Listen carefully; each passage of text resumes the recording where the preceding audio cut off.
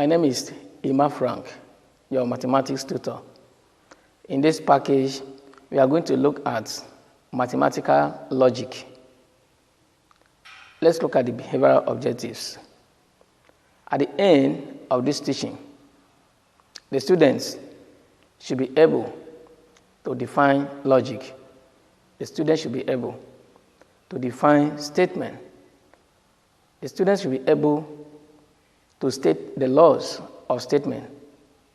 The students should be able to state the equivalence of statement. The students should be able to combine simple statement in order to get a compound statement. The students should be able to apply the algebra of statement to switching circuit. These are the objectives. The topic, mathematical logic. We'll start with definition of logic.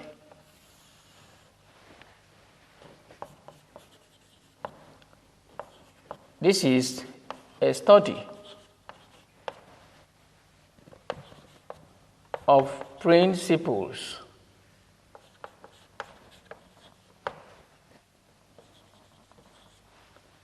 and methods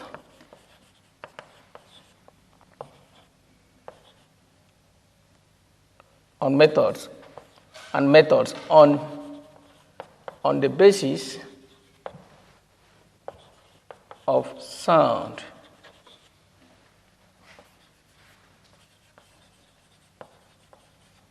reasoning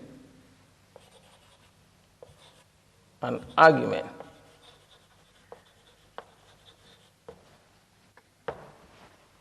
So we say that logic is a study of principles and methods on the basis of sound reasoning and argument. Now, logic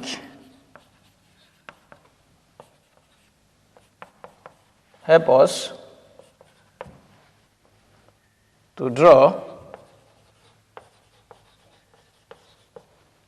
correct conclusion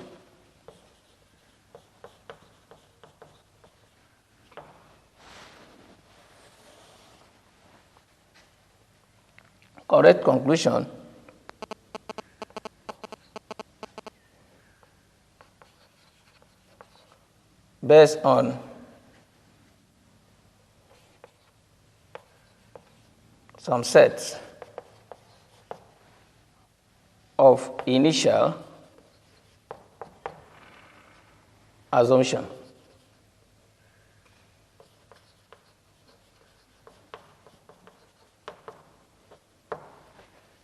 So logic helps us to draw conclusion based on some sets of initial assumption. When you have some statement, in applying logic, it will help you to arrive at a correct conclusion. Now, after knowing this, we want to look at statement, what we call statement.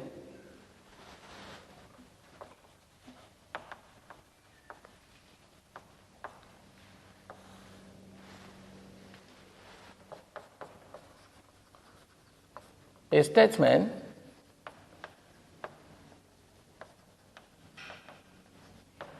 in a logical sense is any declaration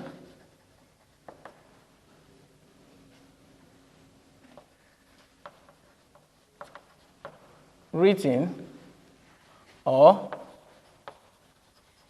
verbal that is either true or false.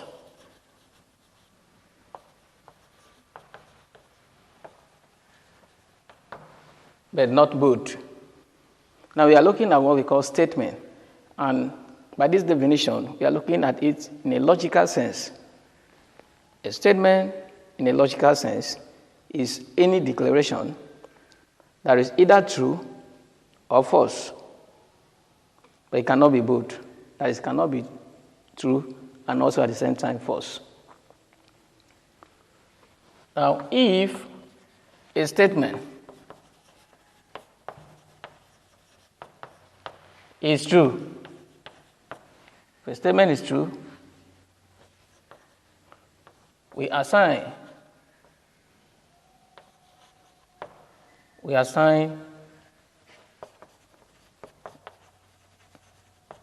the truth value T. If a statement is true, its truth value will be denoted by T. But if a statement is false,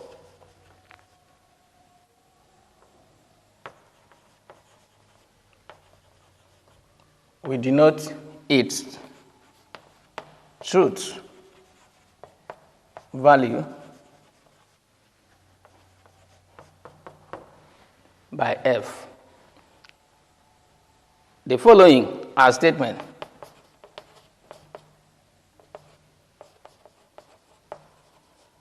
The following are statements. Now look at it.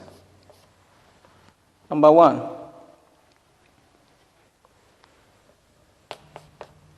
A triangle has 4 sides. A triangle has 4 sides. It's a statement. We are saying that a statement in logical sense is a declaration, written or verbal, that is either true or false. Now, a triangle has 4 sides. It's a statement.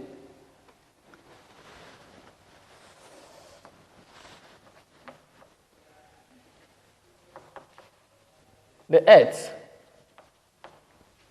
is spherical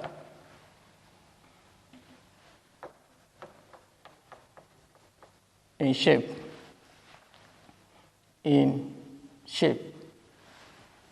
The earth is spherical in shape. It's a statement. And look at this. 8 plus 2 equal 5. It's a statement. Now, let me look at another one, number 4.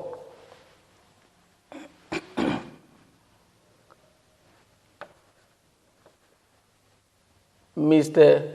Bassi is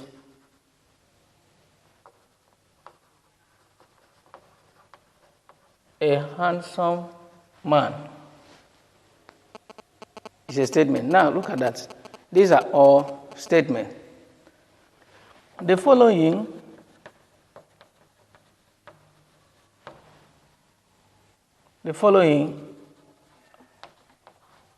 are not statements. Number 1,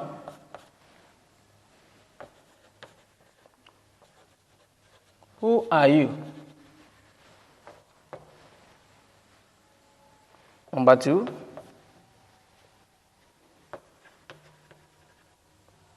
when I remember those days. And look at this one, number 3.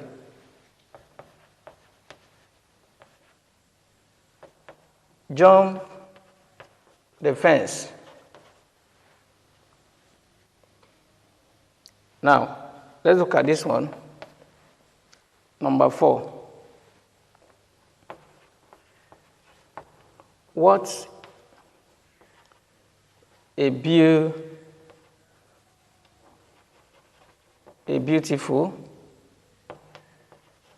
What a beautiful girl.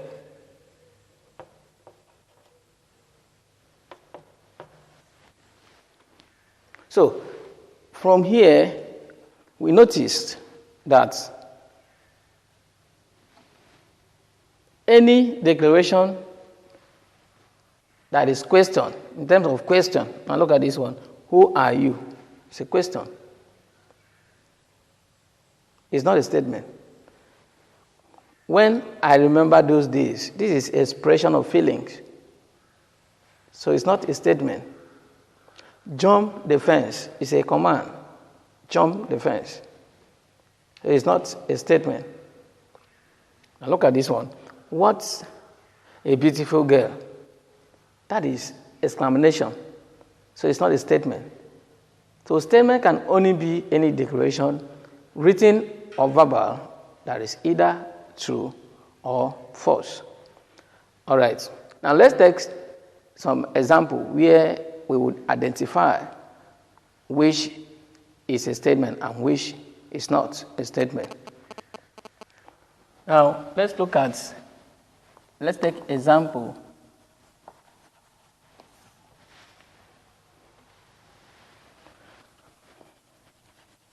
Which of these are statements?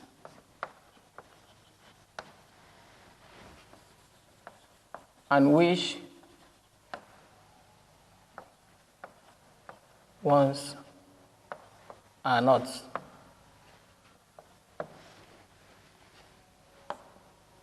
Number one,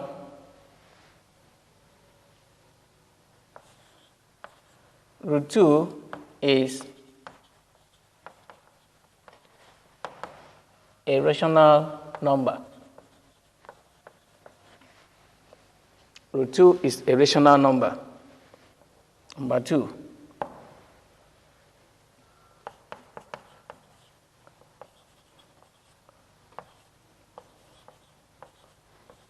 how are you? Number 3,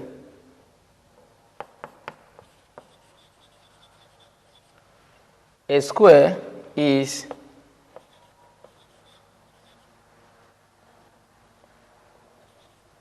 a quadrilateral.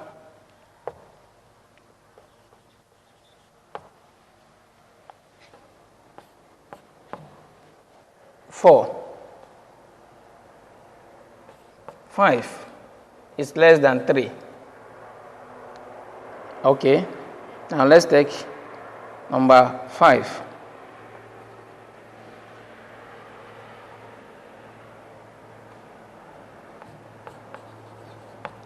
This is great. All right, so we have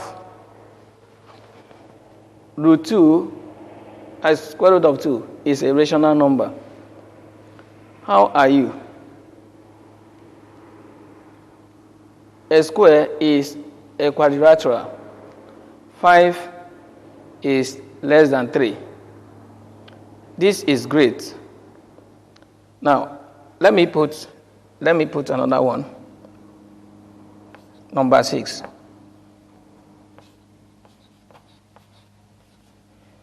Carry the table. Now, we want to identify them, which one are statement and which one are not statement here. From here, 1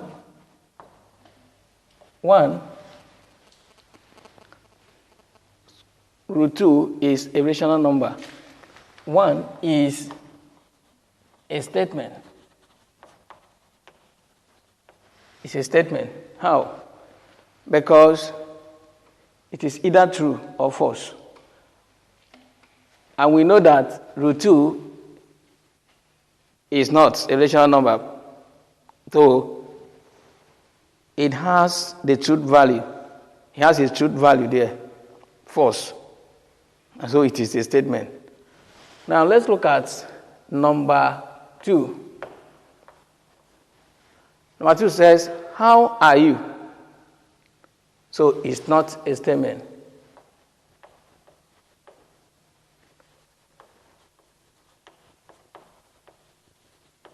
It's not a statement. How? Because it is question. We have said before now that question is not a statement because you cannot assign a truth value. Number 3. Number 3 is a square is a quadrilateral. That is a statement. 3 is a statement. Number 4. 5 is less than 3. It's a statement.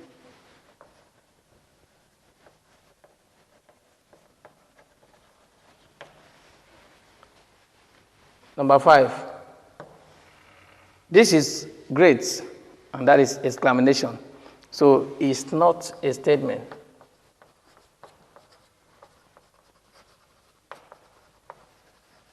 Number 6. Carry the table. That is a command. It's not a statement.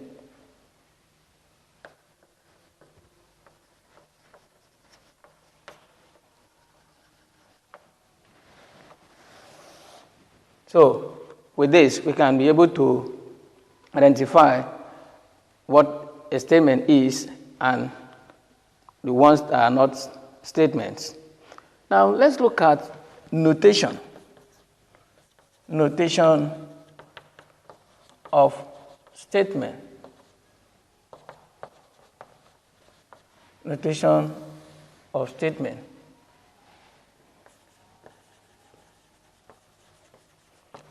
Generally, statements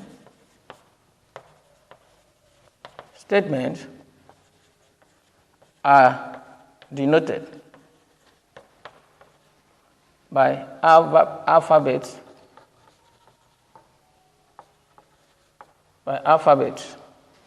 such as P, Q, R, S, etc. So that is what we do. We use alphabets to denote a statement. Now, if it is so, then let's talk about what we call the negation of a statement. Negation of a statement.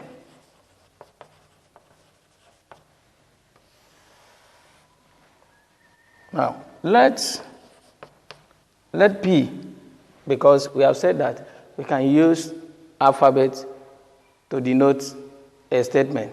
So we want to look at negation of a statement, and I started with saying let P be the statement. B the statement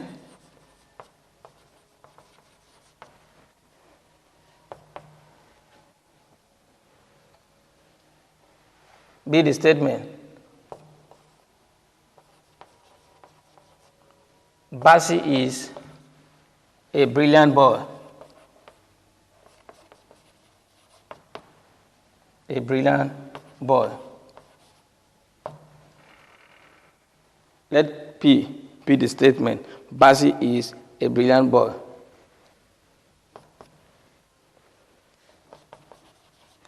The negation of P denoted by the symbol negation P. See, we call this negation P.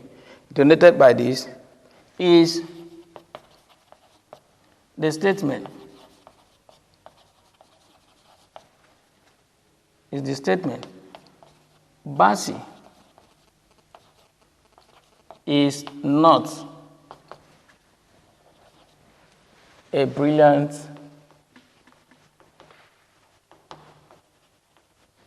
boy. Now look at that.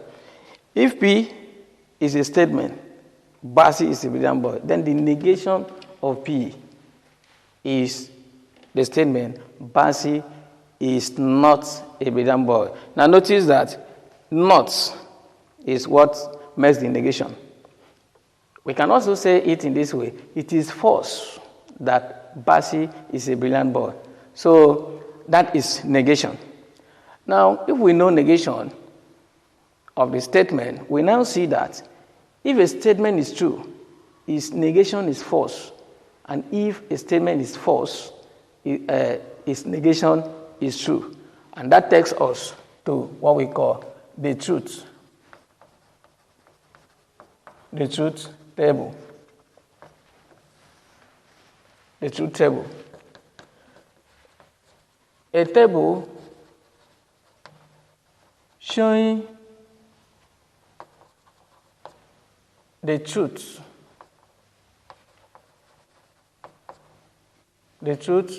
value of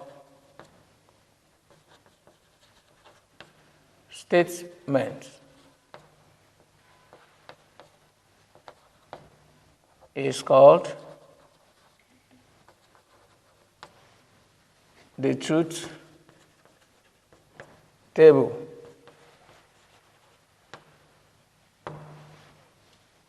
Any table that will show the truth value. Now, we have various types of truth table where we are going to study. But first, let's start with P and its negation.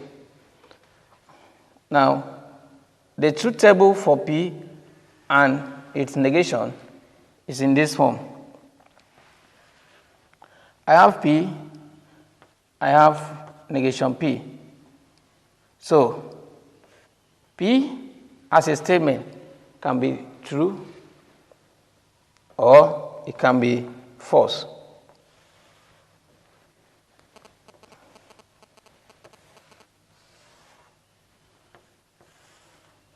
So that means if P is true, its negation will be false. And if P is false, its negation will be true. So this is called the truth table for negation P. Now let's take this example.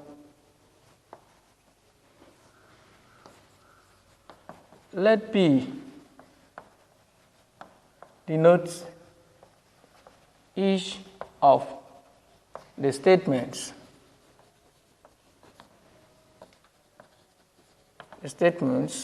below.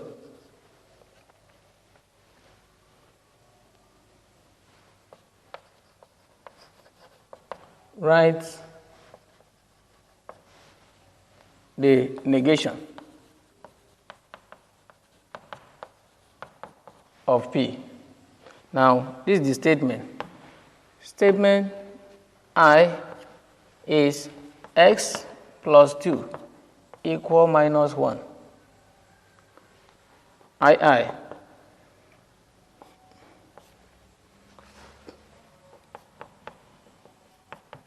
It is good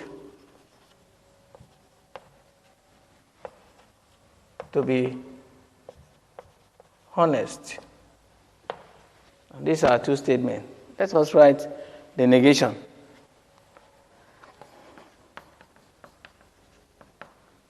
Solution of I. X plus 2 equal minus 1. The negation is x plus 2 is not equal minus 1. All right. So, solution of II. It is good to be honest. The negation of it is it is not good to be honest. So that is the negation of it. Now we see that not is what is used for negation. You can also see it is false. For instance, like here, it is good to be honest. Its negation is it is not good to be honest, or we can say it is false that it is good to be not honest. All right. Now let's look at what we call compound statement.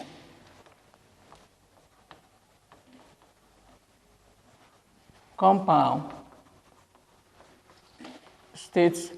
statement.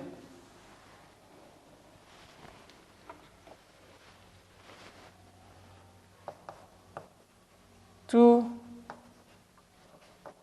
or more simple statement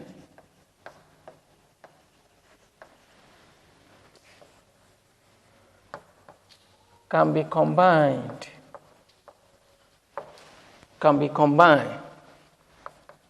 to form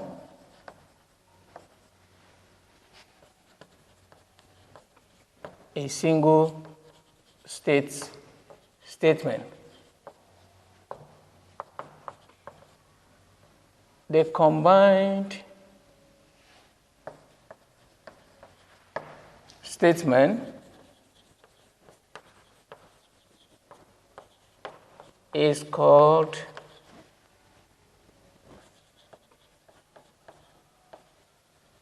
compound statement. So, we have two simple statements. We can combine it to form one single statement. And that combined statement is called compound statement. Now, after knowing compound statement, there is what, again, that is so important to know, and that is connectives. Connectives.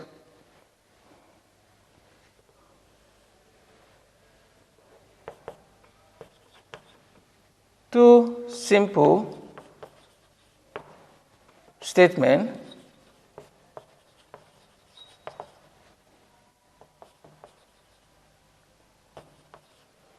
can be combined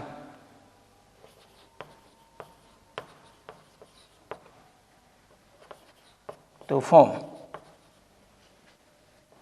a compound statement.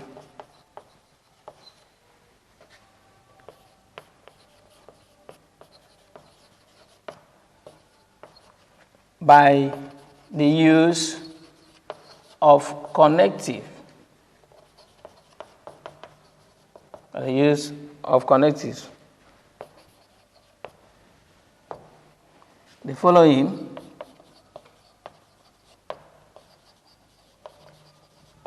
are the frequently used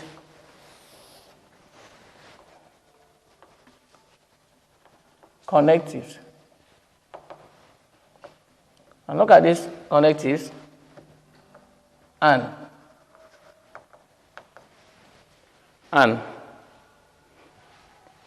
can also use or.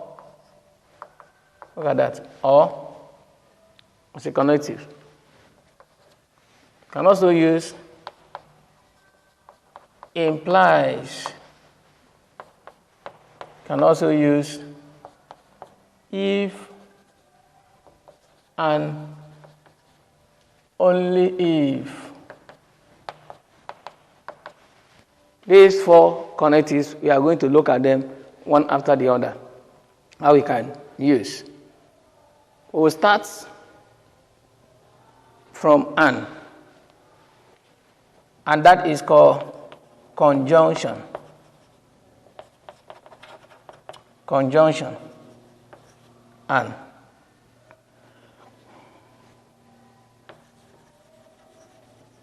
Denoted by the symbol. In mathematical logic, when we have two simple statements, we can combine these two simple statements to form a compound statement using and. And this and is denoted in mathematical logic by this connective. Now, let's let P be the statement. Let P be the statement. Mary is a brilliant girl. That is statement P. Q, the statement.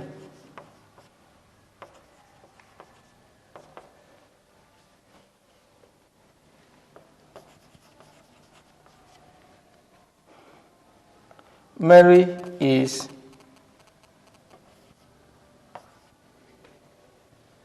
a beautiful girl.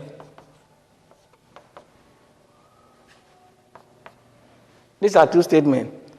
P stands for the statement, Mary is a brilliant girl. Q is the statement, Mary is a beautiful girl. Now, we can combine these two statements to form a compound statement by the use of "and." The statement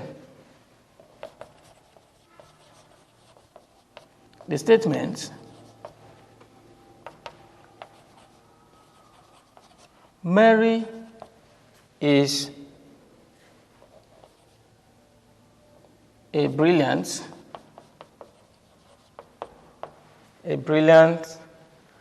and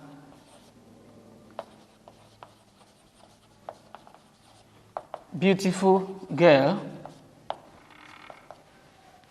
Look at that.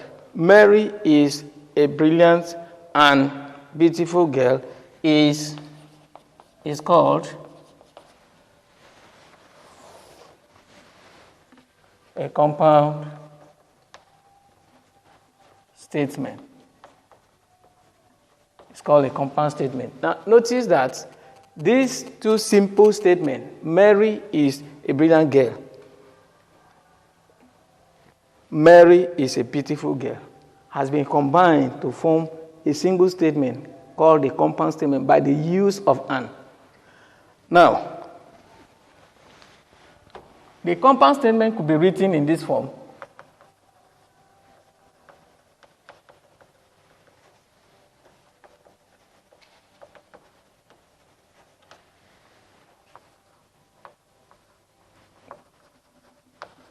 Could be written as P and Q. Look at this, P and Q. In mathematical logic, P and Q will be written as, in mathematical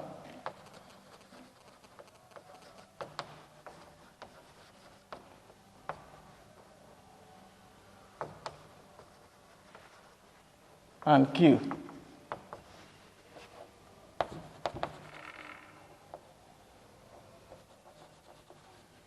is written as, look at that, P and Q. Now, this connective is used for "and" in mathematical logic. It's used for "and." All right. This is a compound statement. And the next thing we'll do now, we'll look at the truth table for the compound statement "and." Now, let's look at the truth table for the compound statement P and Q.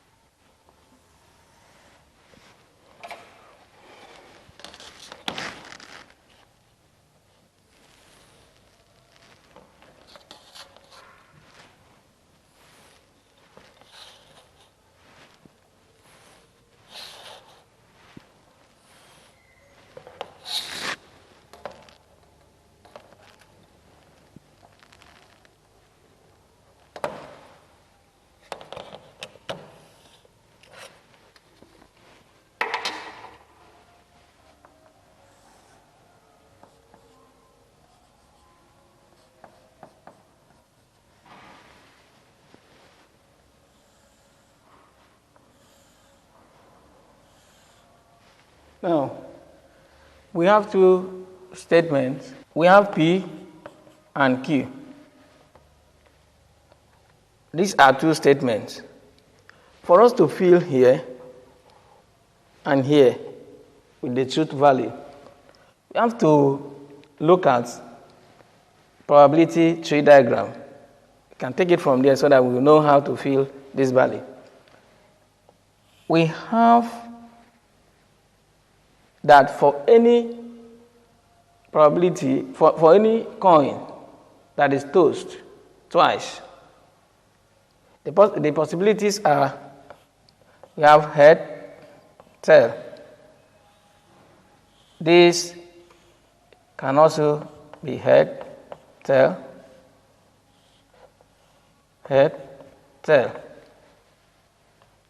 This is for probability tree diagram, for those who know about probability tree diagram. Now, we connect this to mathematical logic, where we can represent this head by truth value, and then the tail by the truth value f. And this one would then have true, false. This one will also be true and false. Now we can read this following the direction of this arrow. Look at the direction. If I follow this direction like this, I will have true. Next one, true. If I go again, here is true, then false. If I go this way, I will have false, then for this way, true. This way, I will have false, and here is false. So, for any two statements, P and Q, these are the possibilities. Now, how do we fill this place? This compound statement. We can also fill this using the idea of sets. We know that in any two sets, A and B, two sets A and B, the intersection of these two sets is given by A intersection B. And we define this as all X such that X is element of A and X is element of B. Okay, look at that. So here, for clear understanding, let A has the elements A, B, C, D, E, F. And then we also have set B having the elements M, B, K, D, V. Okay. So A intersection B, by definition, is that it is all X such that X is element of A and X is element of B. What does this mean? Before any element will belong to A intersection B, it must be element that is in A and also in B. So here, what we have is B and B. These two, they are common. Another thing we see here is D. D is here, D is also here. Now these are the only two elements. Then how do we relate this to mathematical logic? Before any compound statement is true, using the connective and, statement P must be true and Q must be true. That means it must be true for the two statements. You can see by the definition of sets what we have just done. Before any element belongs to A intersection B, it must be in A and also in B. So here, true, true. This place will be true. True, false. That means no elements here. So it is false. False. and true will give us false. And when we have false, false, it will become false. So, that is how we can fill the table of this compound statement by the use of "and." All right.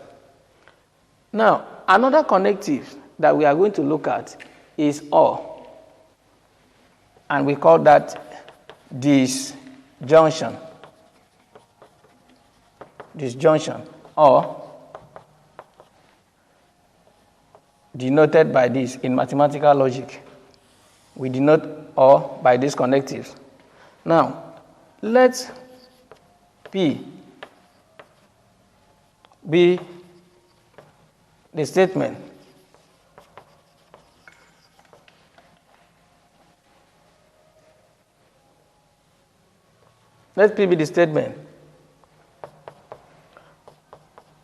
applicants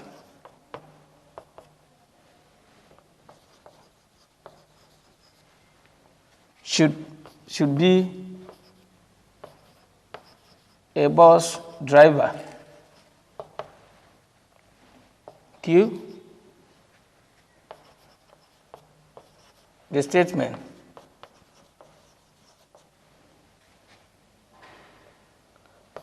applicants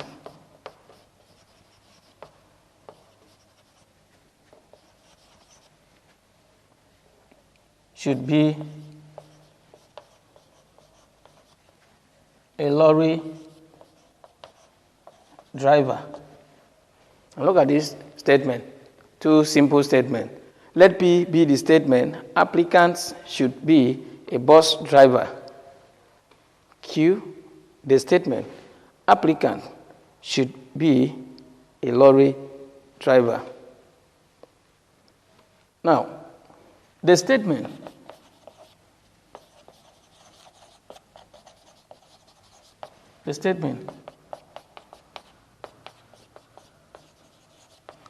applicant should be a bus driver or a lorry driver is called compound statement. It's called compound statement.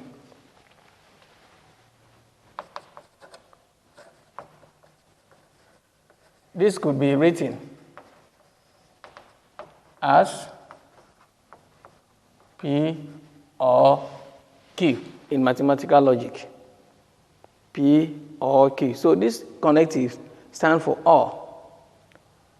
Now, let us put this statement again in a way that will be very clear. Do you know that this compound statement, applicant should be a bus driver or a lorry driver? Another way to say it is that applicant should be at least one of these two. Because as it is, applicant who is only a bus driver is qualified. An applicant who is a bus driver and a lorry driver is also qualified. So you see that what the statement means is that applicant should get at least one of these two. Now let's look at the truth table. The truth table for P or Q.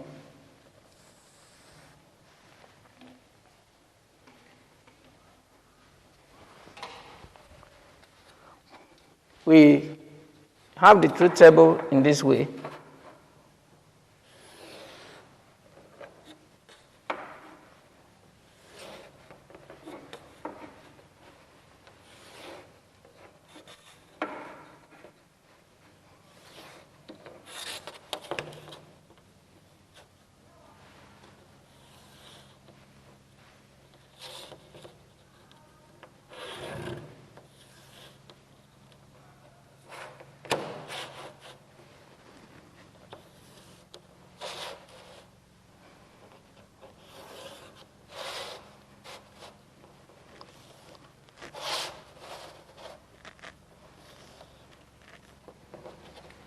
Right.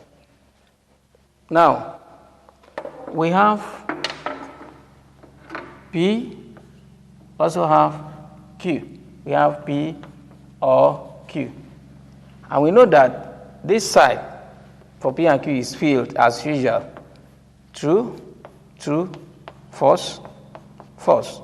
True, false, true, false. Now, how do we fill here?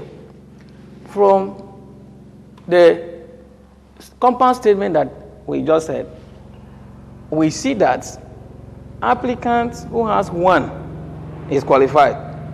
An applicant who has the 2 skills are also qualified. So I'm taking it again. Applicants who have 1 skill, that is, maybe he's a bus driver, is qualified.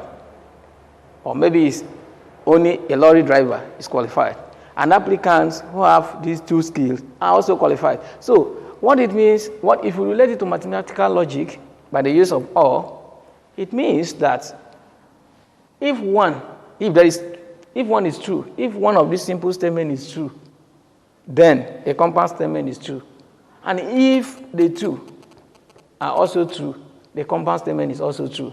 So we have in this row true, true, so here must be true. We have true, false. See, 1 is true, so here must have the truth value T. Now here, false, false, here must be true, because at least 1 is true. Now we have false, false. You see, this person does not qualify here in this row. The applicant is not a bus driver, is not even a lorry driver, so the person is not qualified. So we have false value here. Now this is how the table for the compound statement or is filled. And let's pick example.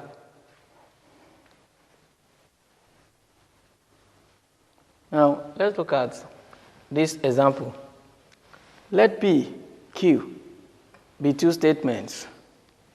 Construct a truth table for the compound statement negation P and Q or negation Q.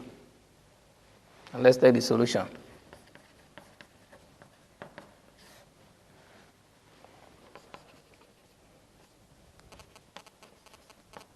The truth table for the compound statement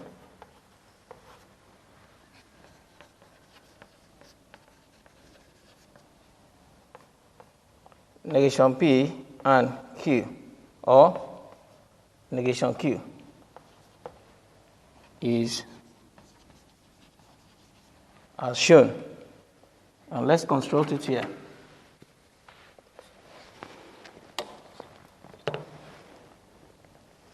You know that we have 2 statements, P and Q. So the first column for P. Also have another column for Q. Negation P is involved.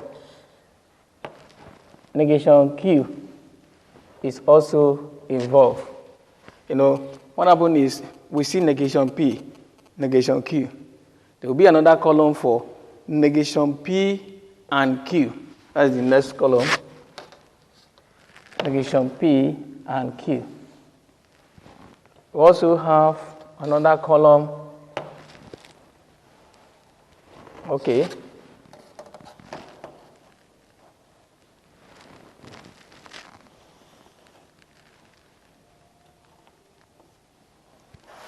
Since it is 2 statements, we have 4 rules.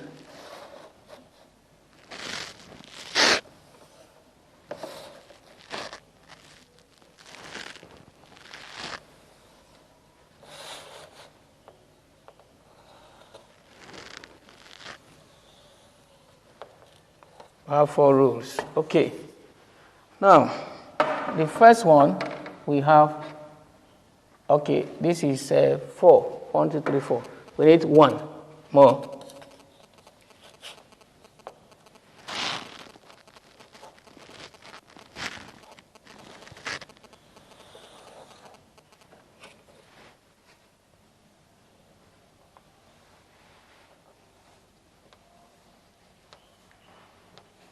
Okay.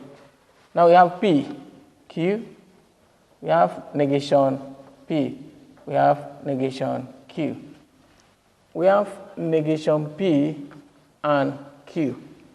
We also have negation P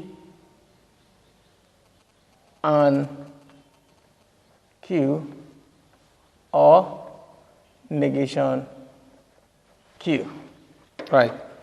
So here we know that the truth values are in this form: true, false, true, false. Now, this is negation P. If P is true, negation P will be false. Here, P is true, so negation P will be false. P is false, so negation P is true. P is false here, so negation P will be true. Now we go for negation Q. Since Q is true, negation Q will be false. Here, Q is false, so negation Q is true. Here, Q is true, negation Q will be false. Q is false, so negation Q will be true. Now, in this place, we have negation P and Q. Now, recall that for any compound statement, and, that is when this conjunction and is involved, the two simple statements must be true. Must be true before the compound statement can be true. So, negation P is this particular column. Q is this particular column. So, we are considering these two columns. And this is false because it is only one that is true. Here, no one is true, so it is false. Here, true, true give us true. Here, false and true give us false. All right. Now, in this particular column, what we are looking at is negation P and Q, or negation Q. So we are looking at these two columns.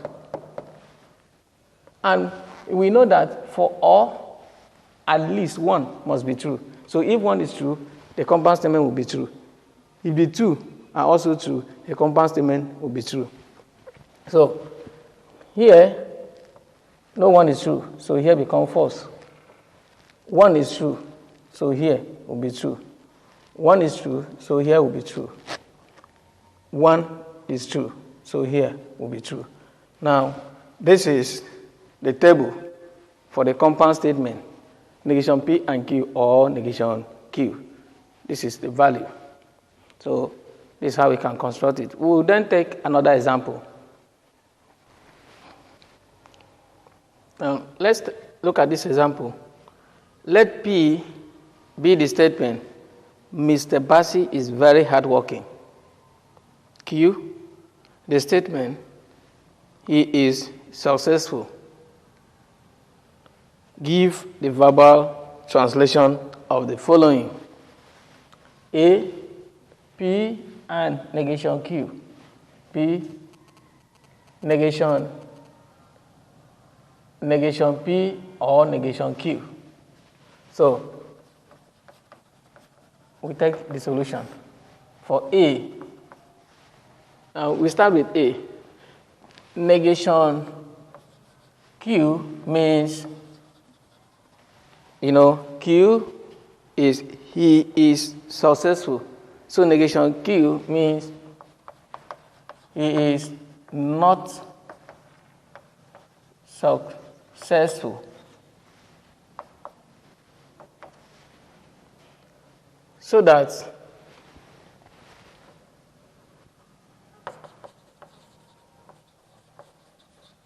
therefore P and negation Q means, P stands for Mr. Bassi is very hardworking. So now, P and negation Q will mean Mr. Bassi is very hardworking. And because of this, connective, and he is not successful.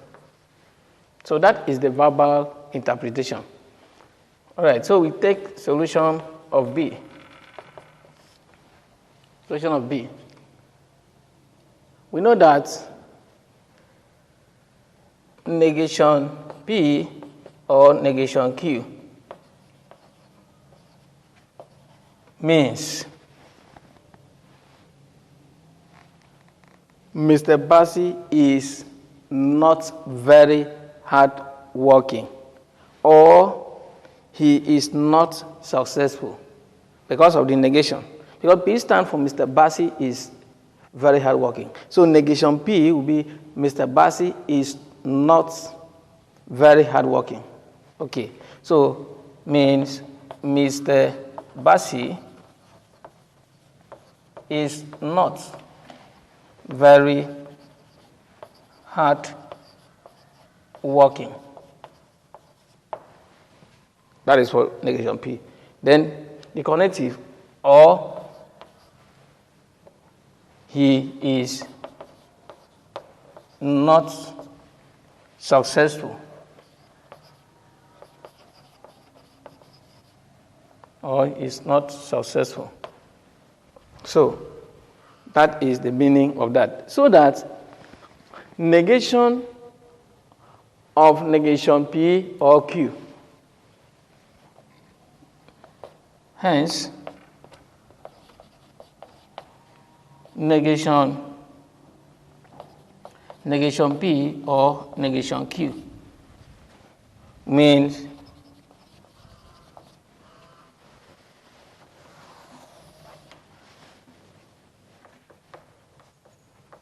it is false that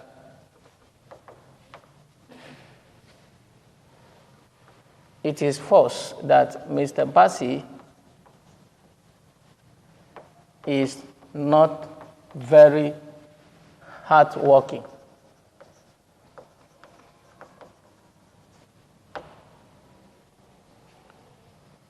Or he is not successful. So that is the verbal expression of the symbols that we have here, the logical symbols here. So that is how we can give it verbally. All right, let us take another example. Now let's look at this example. Obtain the truth table for the compound statement negation R or negation P and negation P or negation Q. So we have solution. This involves three statements. R, we have P and Q. Three statements. Now, first of all, we want to look at the truth values, all possibilities of three statements. The truth values for all possibilities of three statements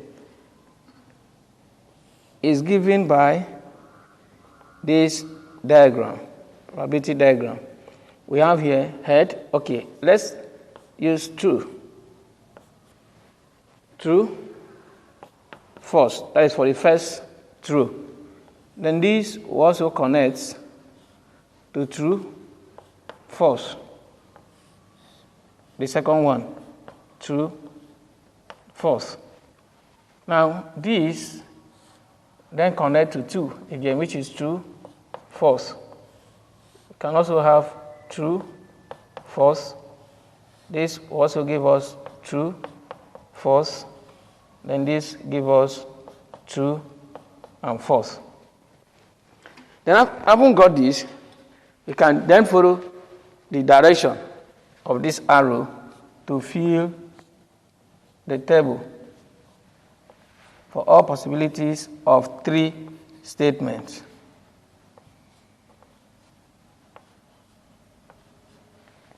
Now, the truth table will be in this way. We'll have about 8 possibilities, which is equivalent to the subset of a power set.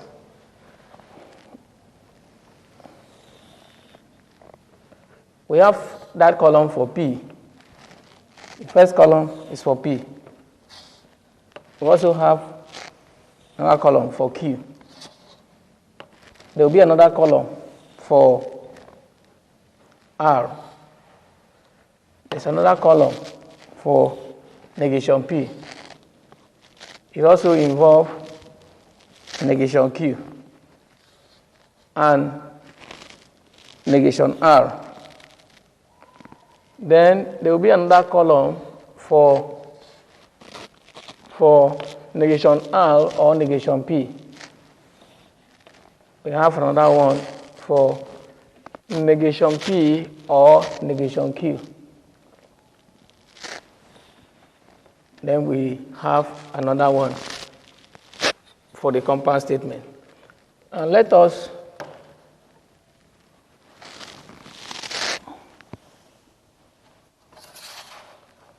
get the last column. Right. Like I've said, that this will give us 8 possibilities. 8 possibilities, which is 2 raised to the power 3 in power sets. So we will have these rules. The first rule is for the statements.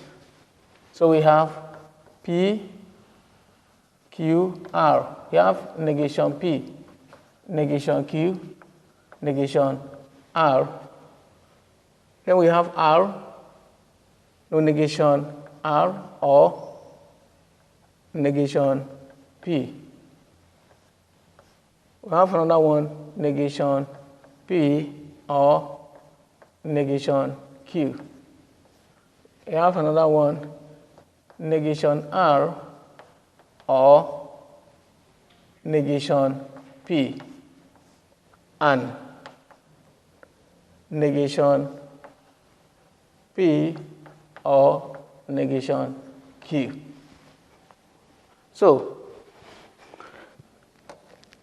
the first one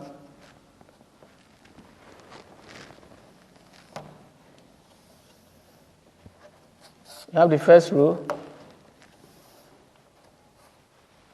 Can also have the second one.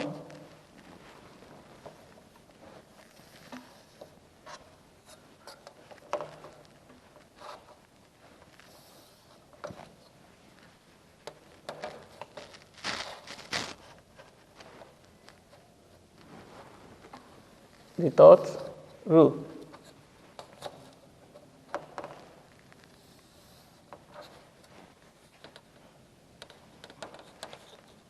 We have the fourth row.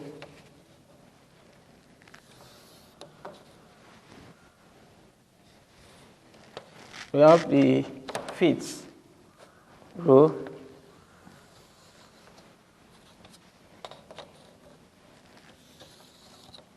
The sixth.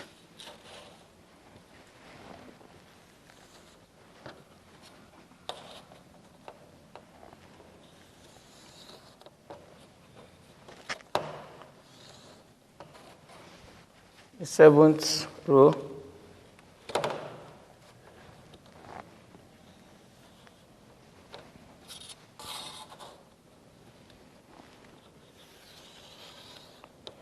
Okay, so the eighth row.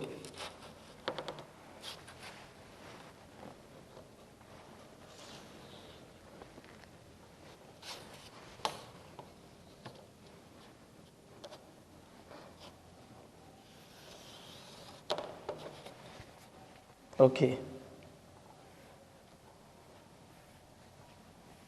So we can now put all the possibilities.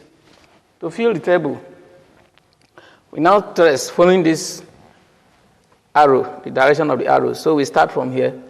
We have true, true, true. And that will give us here true, true, true. If we go again, we'll have true, true, then false. True, true, false. Then true, true, true, false, true. That is true, false, true. True, false, true. We'll go again. True, false, false. False, false. Then we come here. False, true, true. False, true, true. Then false, true, false.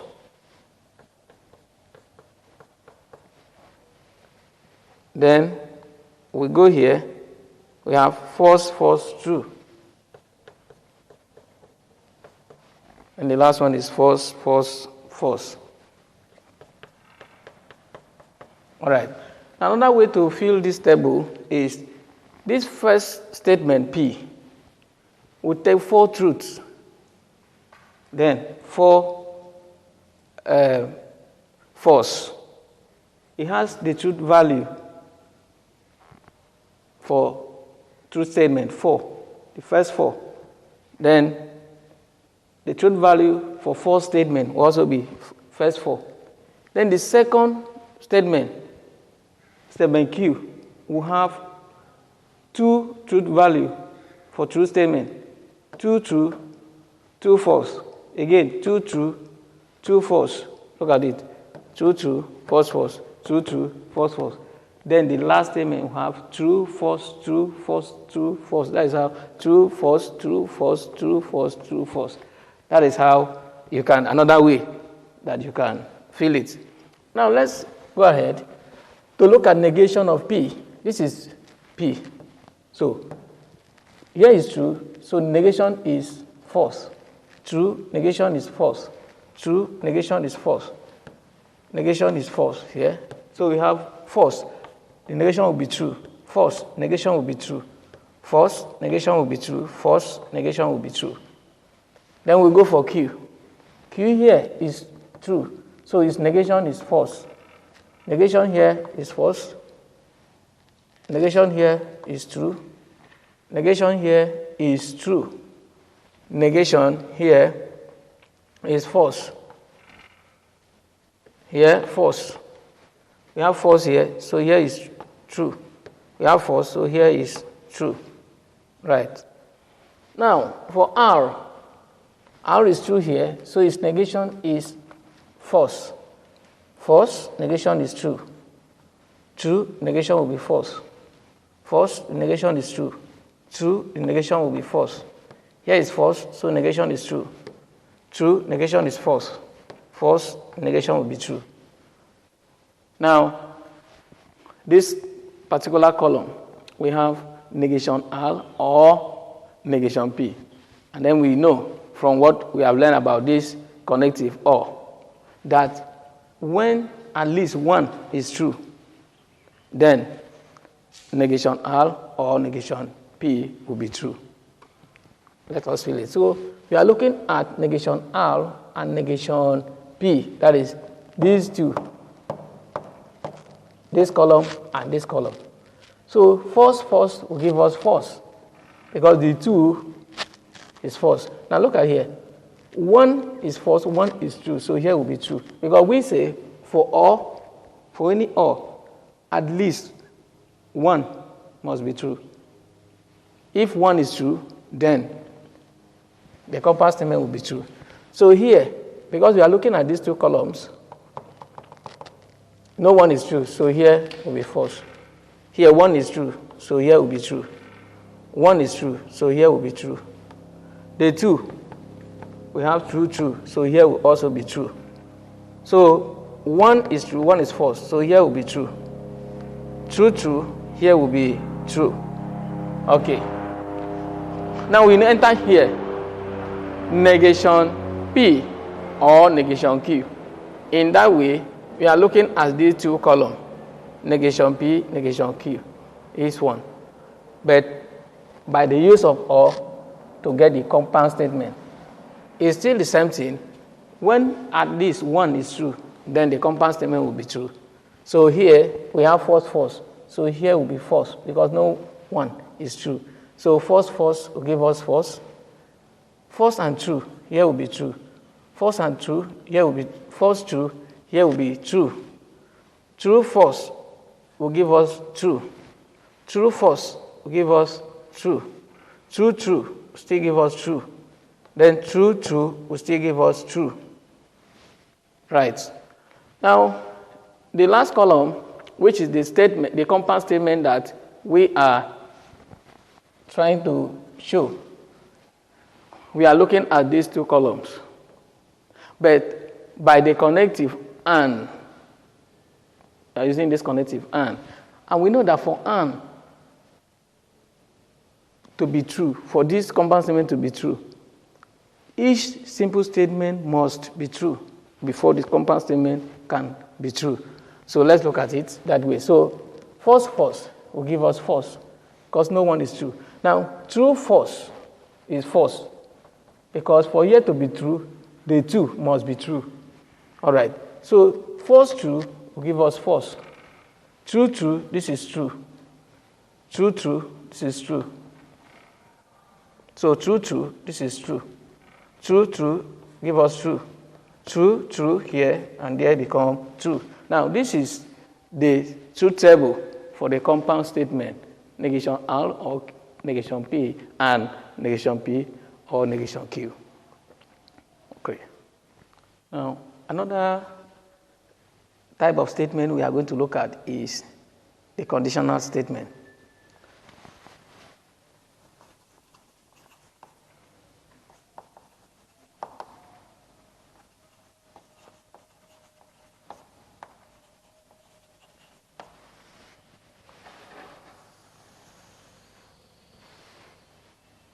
Now, let P be the statement.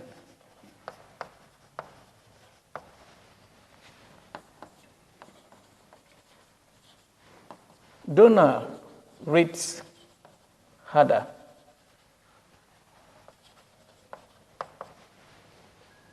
That is P. Q, the statement.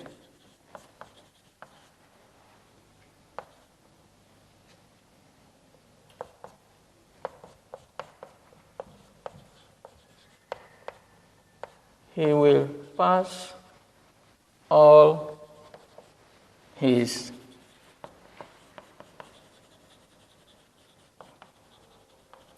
examinations. Now, these are two simple statements that we have. P is the statement, donor rates harder. Q, the statement, he will pass all his examinations. The statement,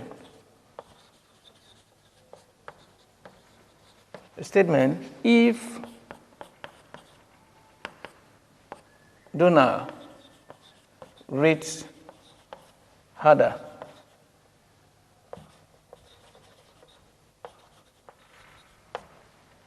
then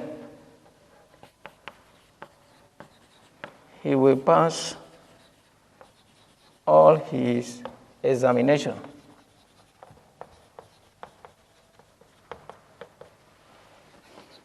Is called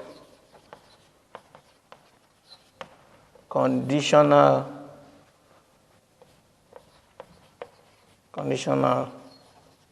statement.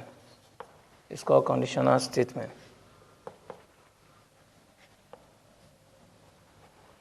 It's a conditional statement. Now, if donor reads harder, then he will pass all his examination. It's a conditional statement. In mathematical logic,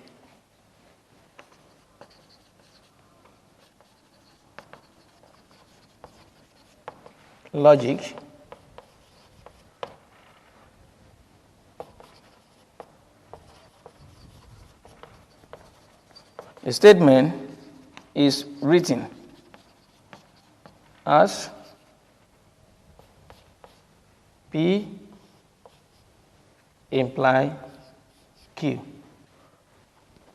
It's written in symbol as this and read P implies Q. Another way is if P then Q. Got that? If P then Q. And then we call it if-then statement. Remember when we started to talk about connective, we listed about 4 connectives: and, or, if-then, or we say implies. All right? So you can see that this particular connective connects the two statements and it becomes a compound statement.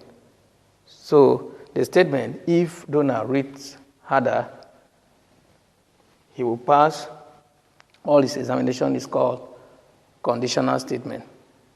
Now, we'll look at the truth table for this conditional statement. But before that, I'd like to take a statement that will help us to fill this table. Consider this statement.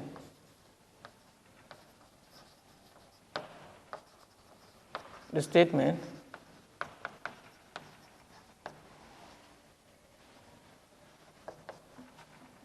if I am elected,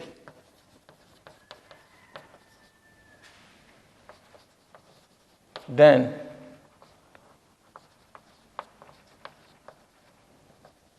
there will be steady electricity supply. Now, this statement is made by a presidential candidate during his manifesto. If I am elected, then there will be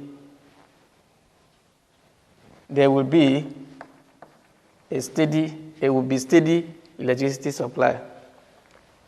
Now, this is conditional statement. If I am elected, then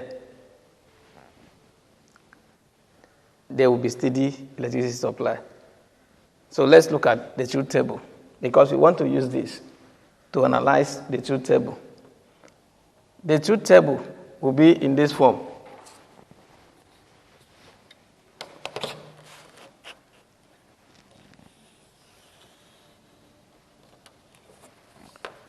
You know, this involves two simple statements. So we expect to have 4 rules.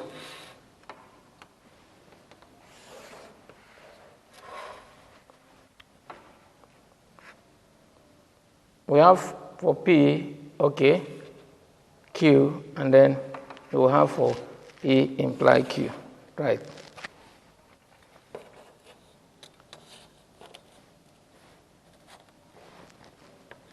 The first one is for the statement. Then we start here. Row 1. Have another row, 2.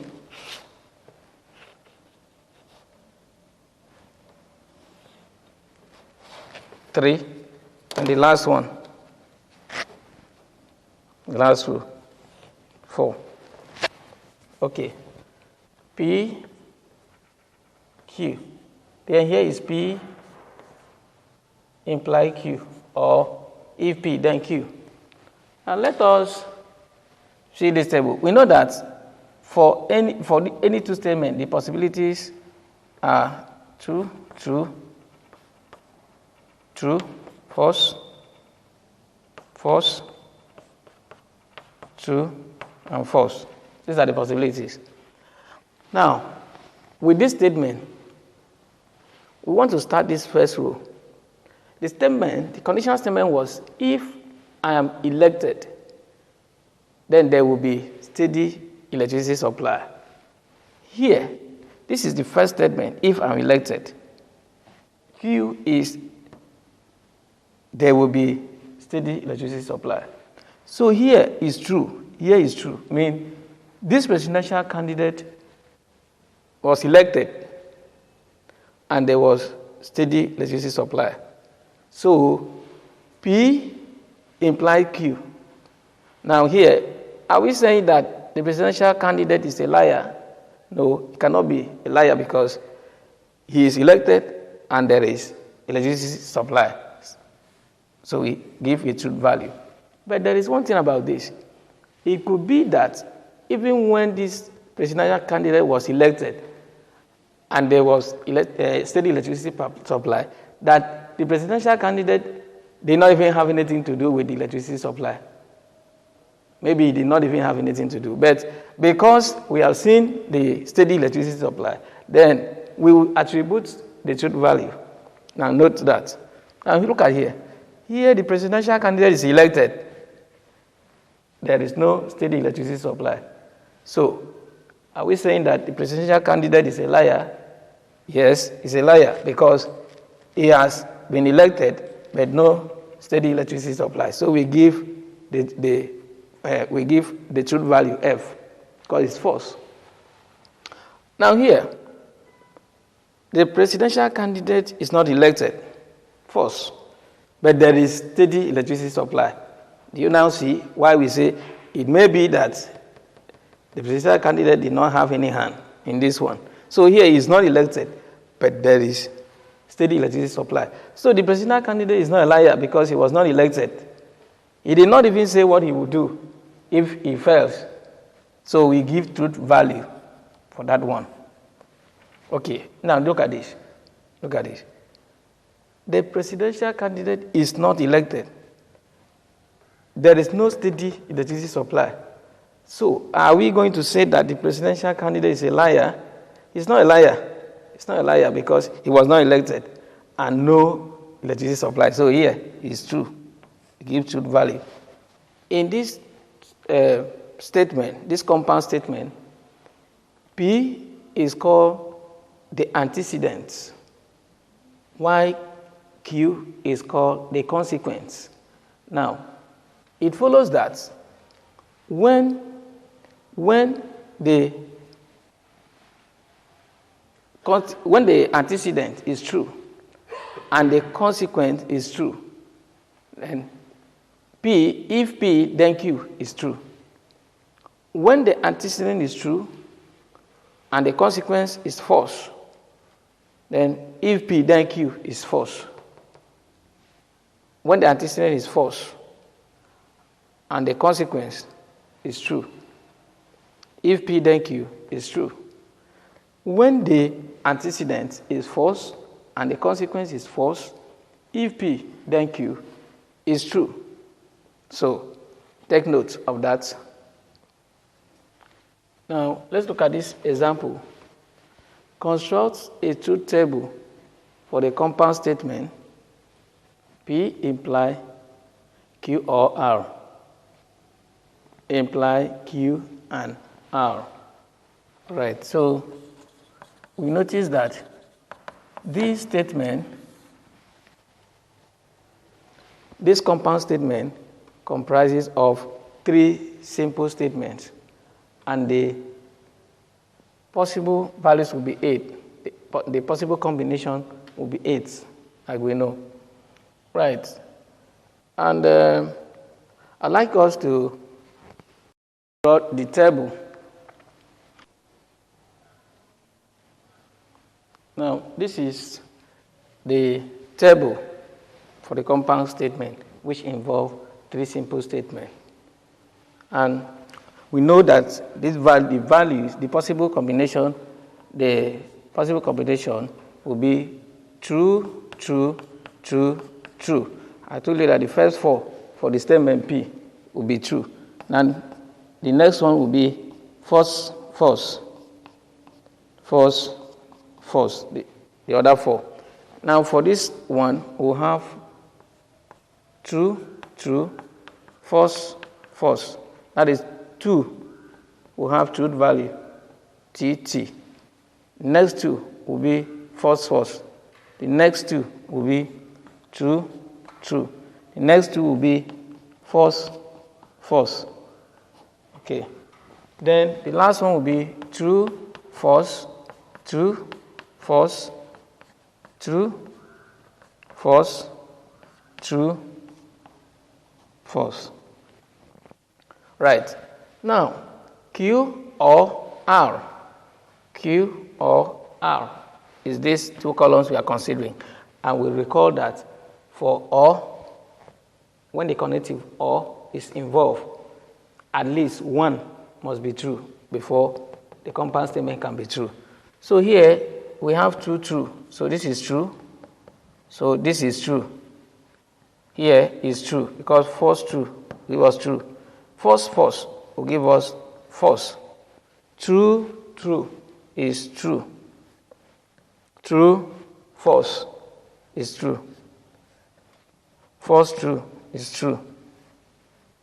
False, false is false. Now, for here, we are considering and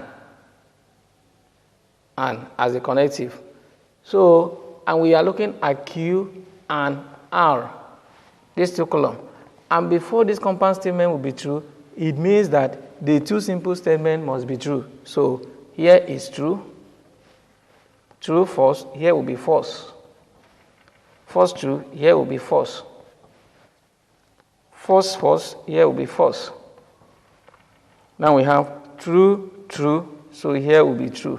Remember, it is only when the 2 simple statements are true that this compound statement with the connective and will be true.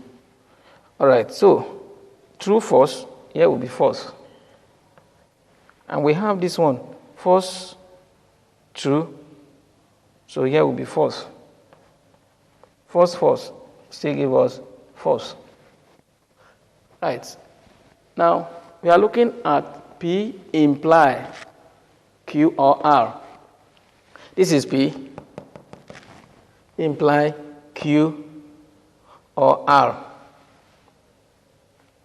Now, we know that when the antecedent is true and the consequence is also true, then P imply Q or R will be true. We are looking at this column and this column. Okay, so we have true, true. Here will be true. We have again true, true. And here will give us true. So we have again true, false. Now the consequence is false. So P imply Q or R will be false because the consequence is false. Now, false, true will give us true. When the antecedent is false and the consequence is true, so it will give us true. Now we go here. False, true. Here will be true. False, true. Here will be true. Now see this one. False, false. And you know that in P imply Q. If the antecedent is false and the consequence is false, then this compound statement will be true. So here is true. All right. So we have finished that. Now, in this particular one, which is the compound statement that we were given, we have P imply Q or R, imply Q and R. Now, here, this place from here to here is the antecedent. This is the antecedent. One here is the consequence. So that is what will help us to understand how to fill this. Here, from here to here, is the antecedent. This is the consequence. Now, the antecedent is this one, and the consequence is this. why we need to know that is because we know that it is that this compound statement, that if P then Q, can only be true when the antecedent and the consequence are true, and also when the antecedent is false and the consequence is true, and also when the antecedent and the consequence are false. Okay, so this is the antecedent and this is the consequence. Now here we have true. Here will be false. How? Because the consequence is false. So here is false. Now here will be false. Here will be true because the antecedent and the consequence, they have the truth value, FF. Now here will be true. Here will be false because the consequence is false. Here will be false because the consequence is false. So here will be false.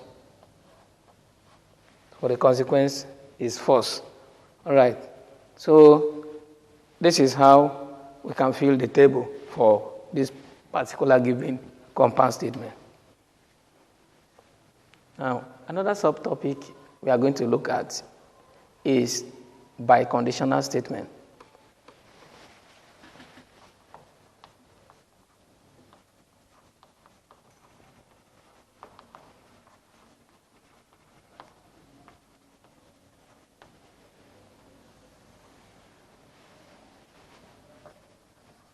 Now, let P be the statement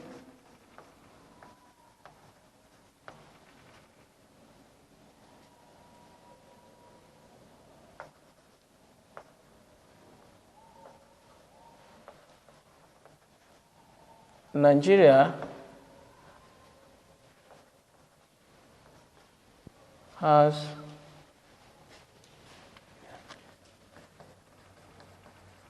a population of 160 million.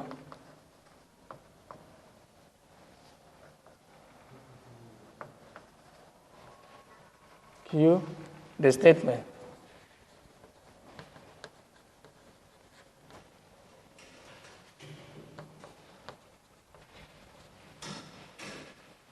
Nigeria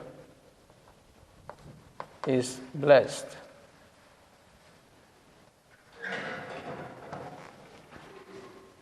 with natural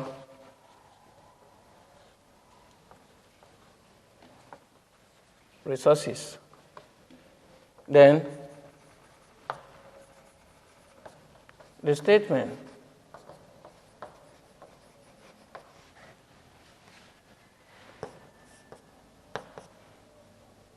if Nigeria has a population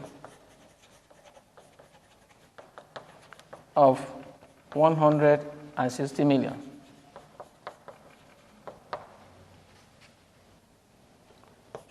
then it is blessed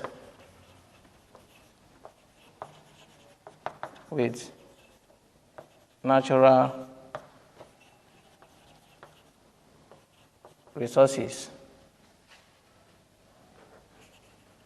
And if it is blessed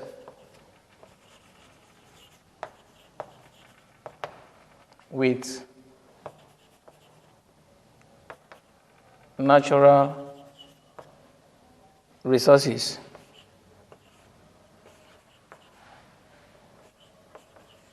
then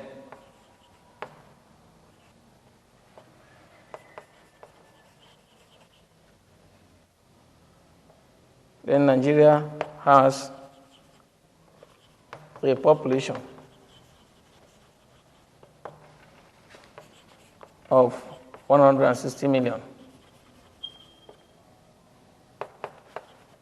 Is called biconditional statement.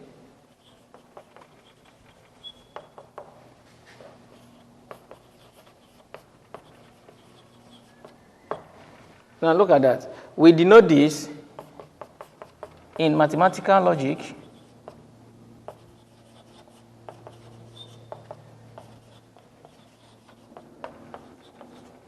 we denote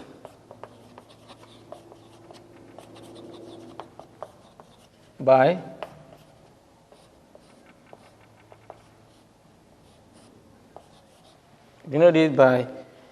if P then Q and if Q then P. That is how we write it. Now, from what we have just said, if Nigeria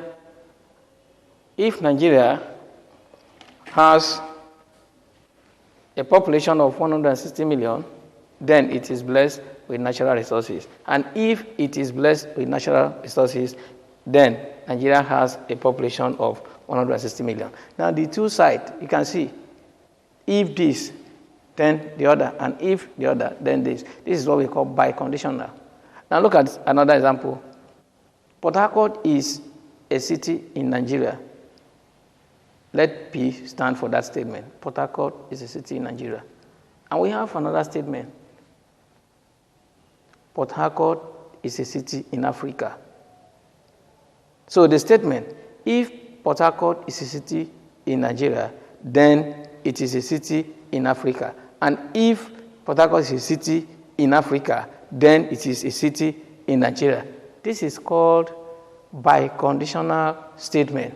So we denote it by this. And we read it as if P then Q, if Q then P. Look at that. So that is how it is read. Another way to say it is if and only if and only if, now look at that. If and only if, so if I write it like this, P is going to be read P if and only if Q. So this is how biconditional statements are read. Now let us look at the truth table. Truth table for biconditional statement. P and Q. Now we have the table in this form.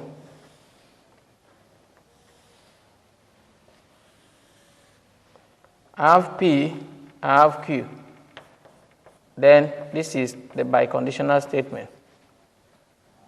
And we know that this will give us 4 possibilities.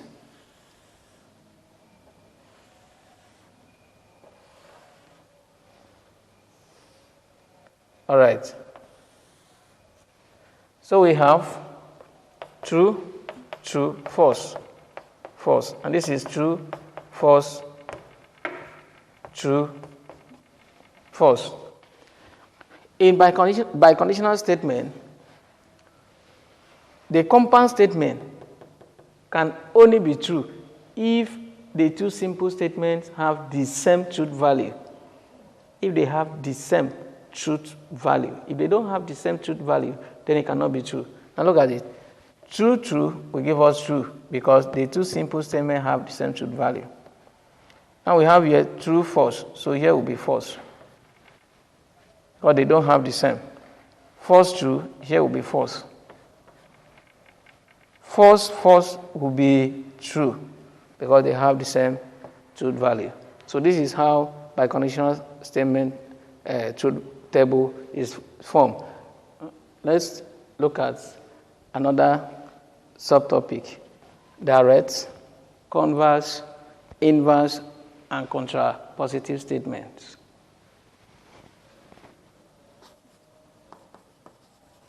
Given two simple statements, P and Q.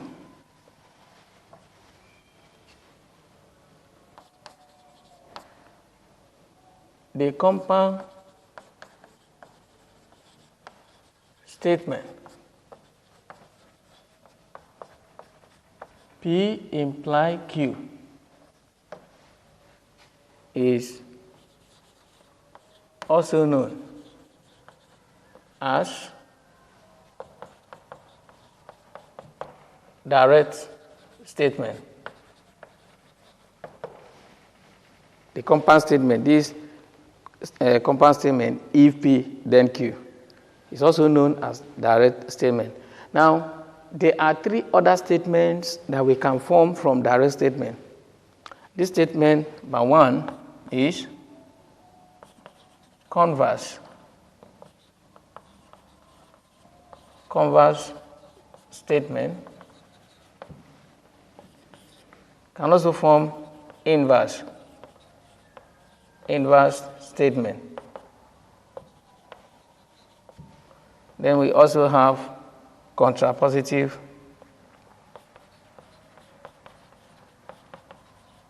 Contrapositive statement.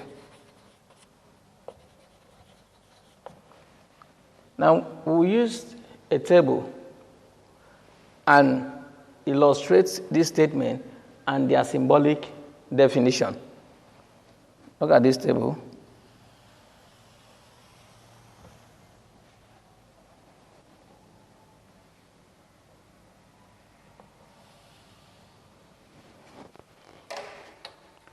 And I have name as name of statement, symbolic definition. Okay. The first one is direct statement. And we see that this one, for any two statements, P and Q, the direct statement will be written as P imply Q. That is direct statement. Now we have another one. We call it converse. Converse statement. That is given by Q imply P. Now notice that I'm taking Q to be the antecedent here. So when Q now become antecedent and P become the consequence, that is a converse statement. For instance, a triangle is equilateral. Let P denote the statement. A triangle is equilateral. Q, the statement, a triangle is equiangular. Now, if a triangle is equilateral, then it is equiangular. It's a direct statement. Now, if I say it this way, if a triangle is equiangular, then it is equilateral. That is converse. I'm turning it conversely. Okay. Now, we have another one that we call inverse statement. And look at this.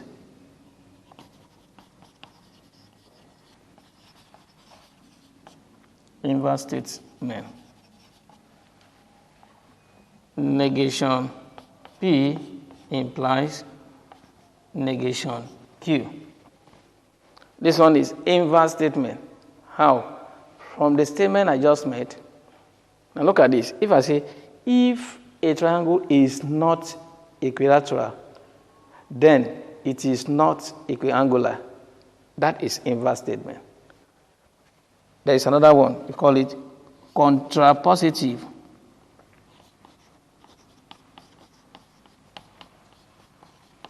contrapositive statement. And that is denoted by negation Q implies negation P. So, from that statement, if I now say, if a triangle is not equiangular, then it is not equilateral. That is contrapositive statement. And look at that. I'm taking negation P to this, negation Q to this way. And then here, it comes negation P. This is how we can generate statements from direct statement. Now, there is one thing that is true. Some of these statements are true, are the same. Sorry, some of these statements are the same. For instance, direct statement and contrapositive statement are the same. Why converse statement and inverse statement are the same? This can be proved by the truth table. So let's look at the truth table and find out whether this direct statement and contrapositive statement are the same. Or also we'll look at converse statement and inverse statement. We'll also see that the two are the same. The truth table here will now let us know which of these four statements, that is direct, converse, inverse, and contrapositive statements, that are equivalent. Okay, so we have all the possibilities for any two statements to be true, true, false, false. We have true, false, true, false. Right. Here is negation P. So we have false, false, true, true. Because here is false. So it has to be true for the negation. Now, for Q, negation Q is false, true, false, and true. Right. P implies Q. It's this and this. And here will be true because we have true, true. Here is false because the consequence is false. Here is true because the consequence is true. So here is true because the antecedent and the consequence has truth value. False, false. So here, P is now the consequence. So we have true, true. Here is false, and here will be true. Now we have for negation P implies negation Q. This is negation P. So this is negation Q. Here will be true because they have the truth value. False, false. FF. So it will be true. Now, false, true give us true. True, false give us false. So we have true, true is true. Okay. Now here, negation Q implies negation P. That means negation P is the consequence. So we have true, then we have here false, then we have here true, and then we have here true. Now, we now see that the direct statement, because this is direct statement, and this is contrapositive statement. Now, if you look at the values, the truth values, you see that they are the same. They are the same. So that means direct statement is equivalent to contrapositive statement. And also, if you look at this one, this is converse statement, this is inverse statement. So it means that the converse statement and the inverse statement are also equivalent. So that is how we can show that these statements, some of them are equivalent. Now, another subtopic we are looking at is tautology and contradiction.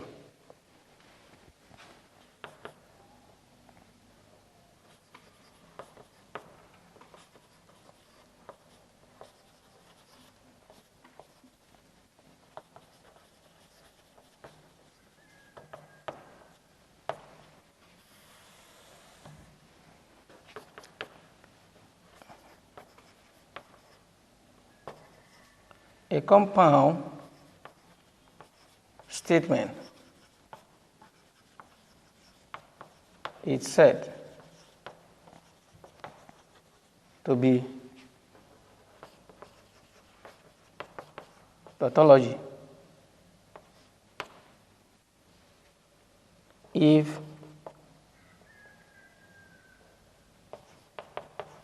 it is true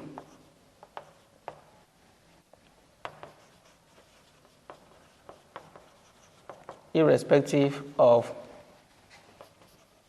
the truth value of its sub-statement.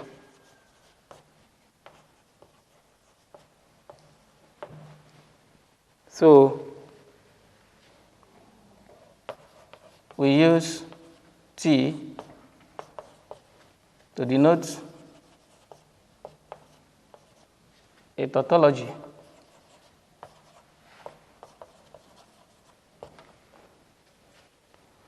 now. A compound statement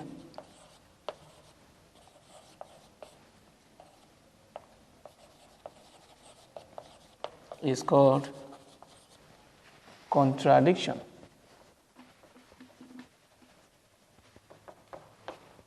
If it is false, irrespective of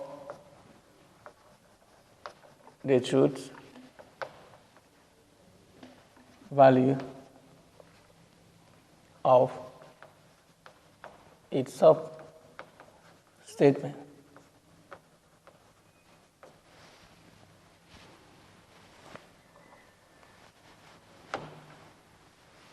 So if you have a compound statement, like what we were doing here, if the whole of this is true, then we will say that this compound statement is a tautology. If it is false, then it is a contradiction. So we want to take examples so that we can study a tautology and contradiction in details. Proof that P or negation P is a tautology. 2, P and negation P is a contradiction. So we are going to prove it. To prove this, we use a table. We use the truth table. Now let's pick the solution. Now we have P negation P. P or negation P. P and negation P. So we have here true, false, false. True, false, true, false. Now, P or negation P. Here will be true, here will be true. Here will be true.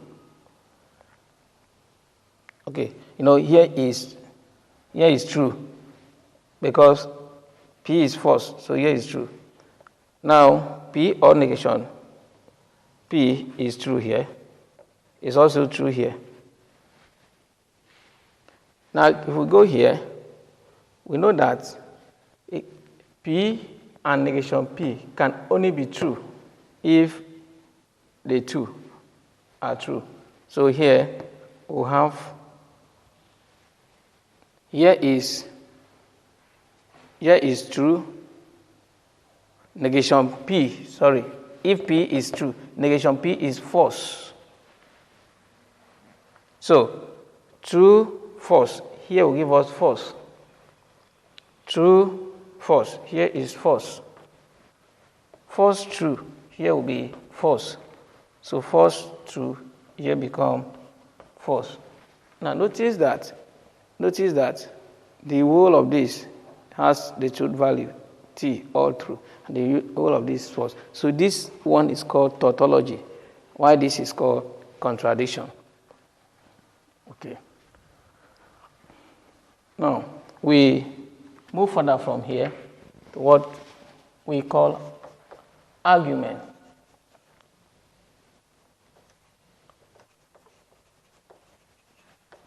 argument. An argument is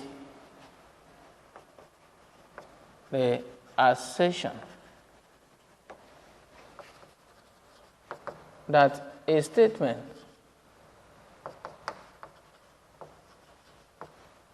called the conclusion follows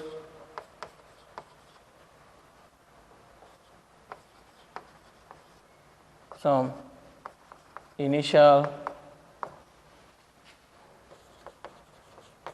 simple statement called the hypothesis. The hypothesis or premises. Now, that is argument. An argument is an assertion that a statement called the conclusion follows some initial sub-statements, and these initial sub-statements are called premises, or we can call it hypothesis. Now, consider this. Consider the statements.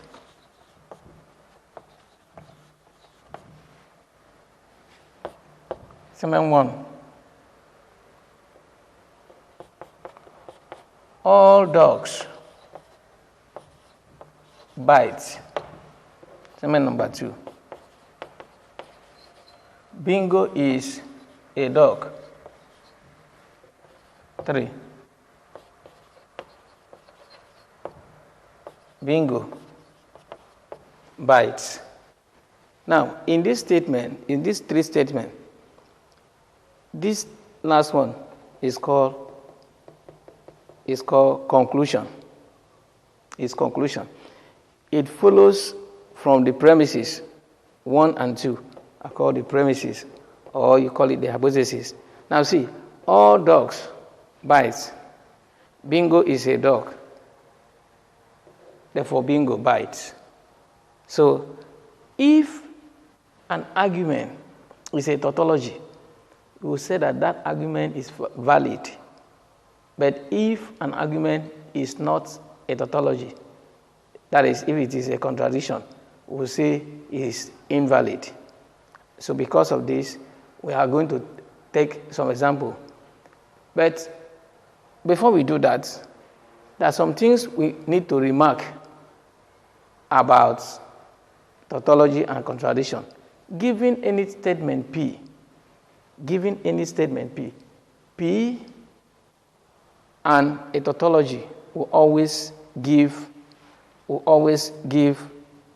the statement P to be equal to P, and also P or a tautology will also give a tautology. The next subtopic is equivalent statement.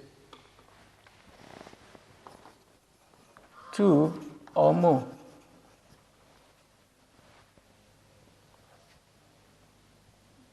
statement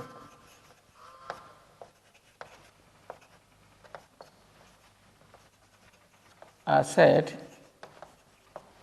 to be equivalent if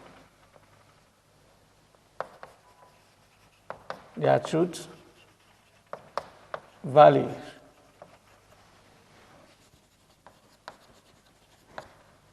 are the same.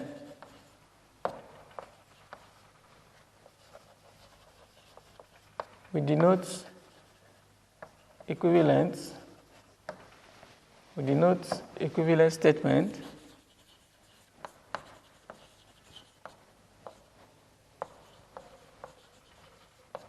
by the symbol. Now this symbol denotes equivalence statement. Let us take an example.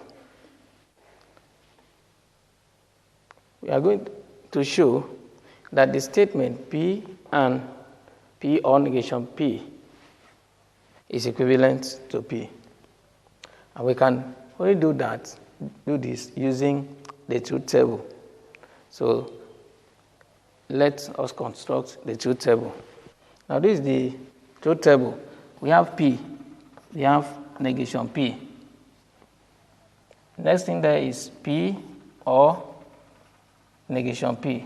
We have P and P or negation P. Okay, P has this truth value, P, true, false, false. Negation will be false. Also have true and true. We can also use true and false only for P. It will still give us the same result. So here, P or negation P will give us true here, will be true there, and here will also be true. Here will be true, and here will be true. Now, P and, you know that and can only be true when the two truth values or the two statements are true. So we are taking P and P or negation P, which is this column and this column. Now we have here true, because of true. Now true will give us true.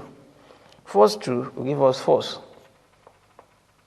Now false true will give us false. Notice that P is equivalent to this. So we write it that P is equivalent to P and P or negation P.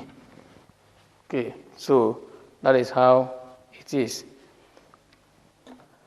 Another subtopic we are going to look at is laws of algebra of logical statement. Now, number one, we'll look at commutative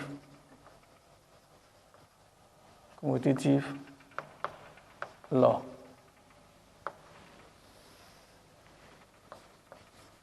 Let P, Q denote two statements.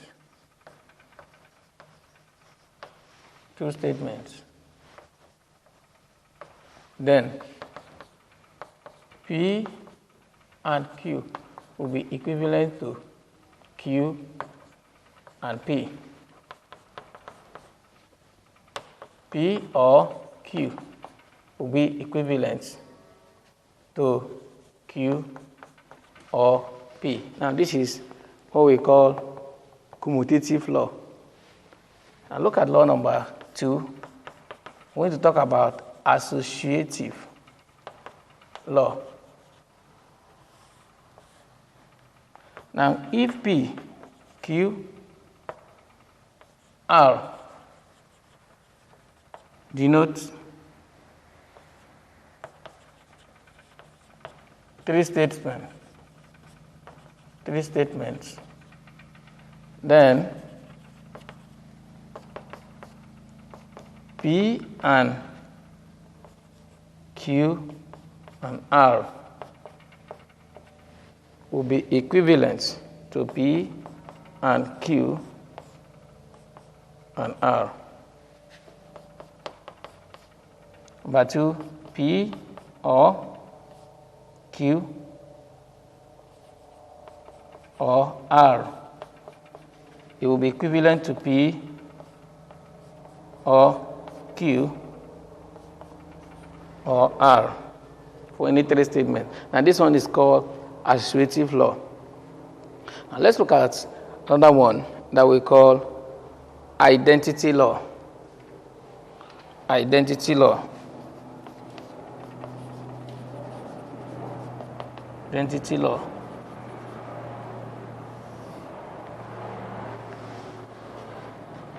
If T denotes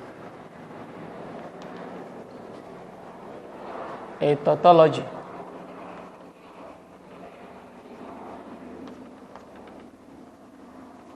And C, a contradiction.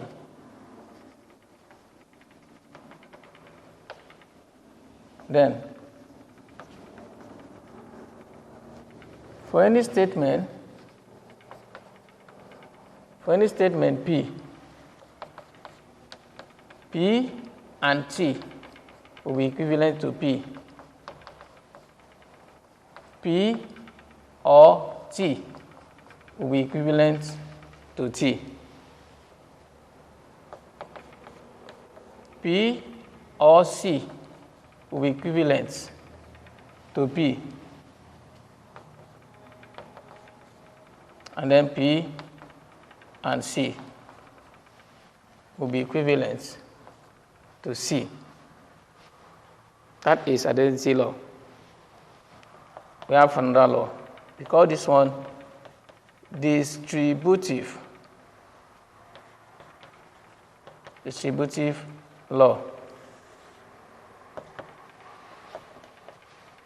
Now, if P, Q, and R are three statements,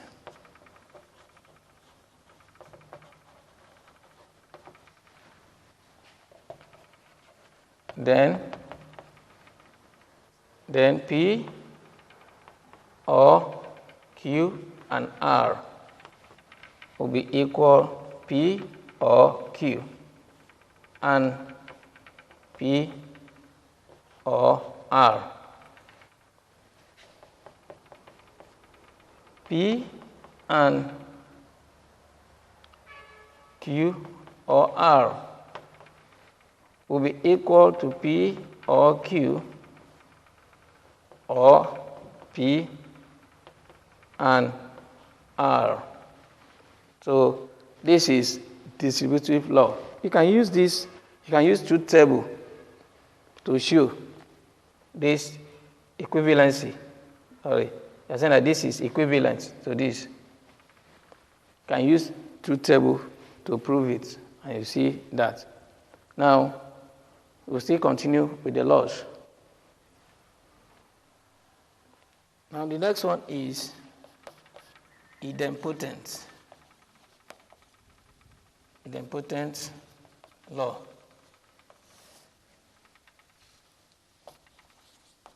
Let P be any statement. Then P and P will be equivalent to P. P or P will be equivalent to P.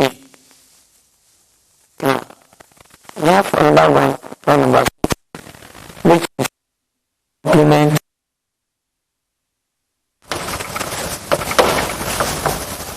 complement law.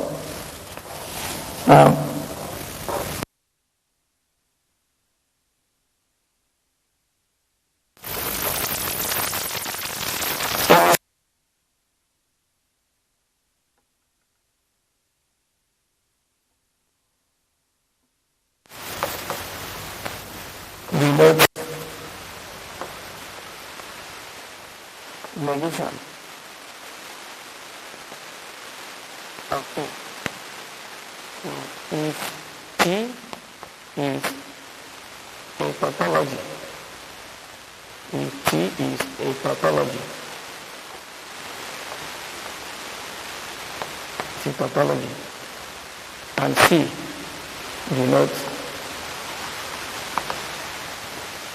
a contradiction,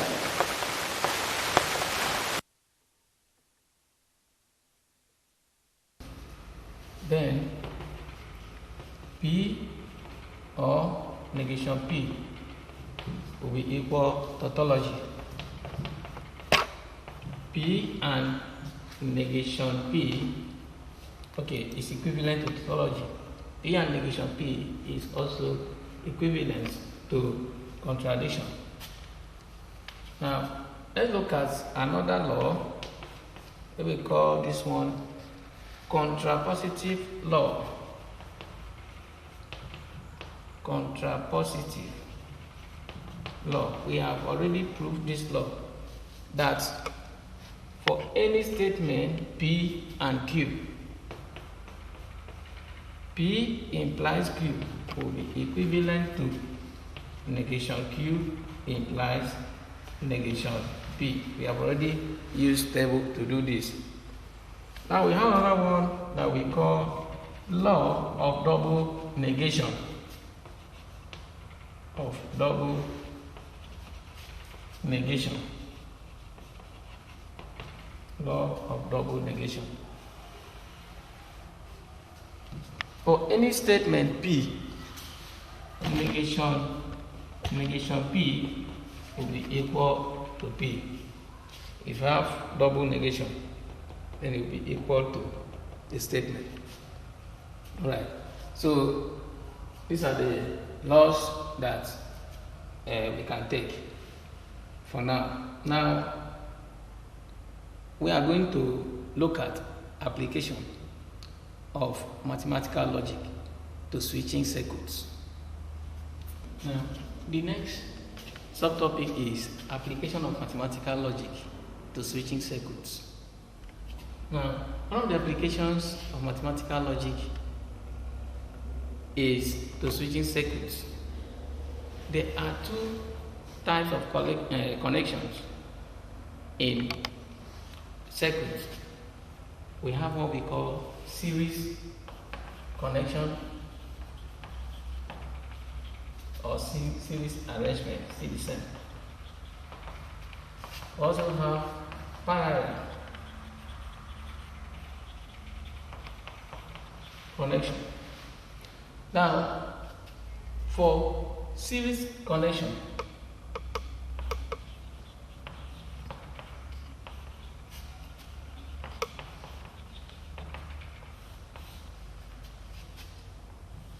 if this is the circuit, we connect it in this way.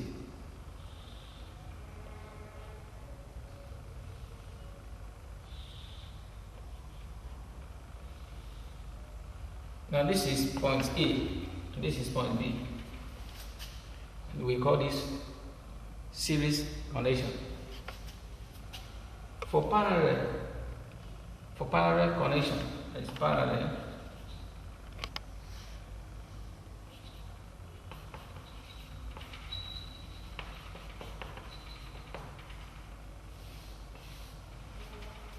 We have it in this way.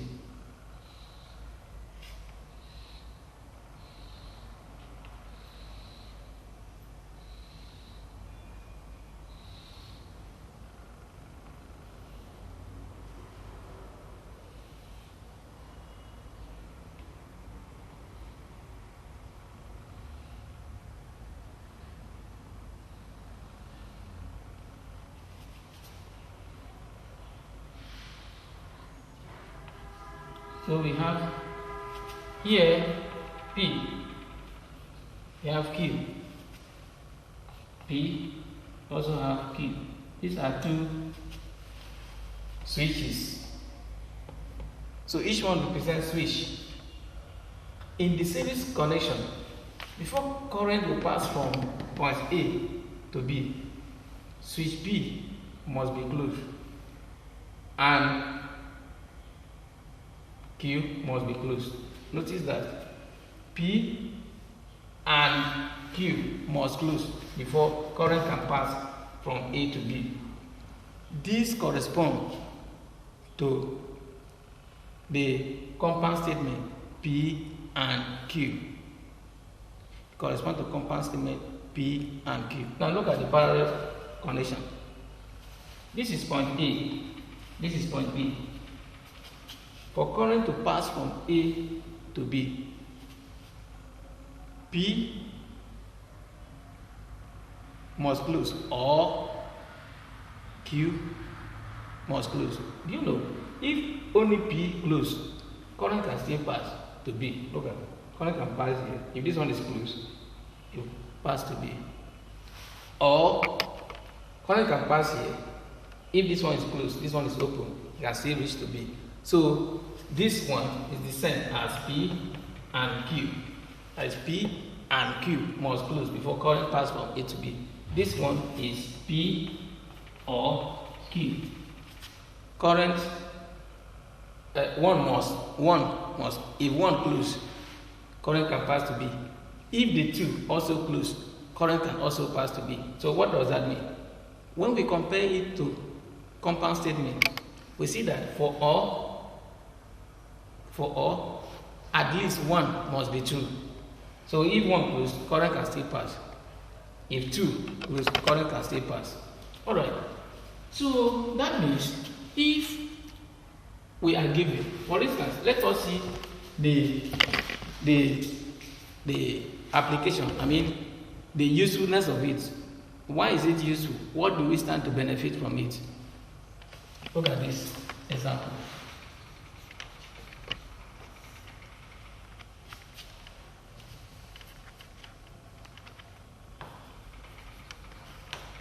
In the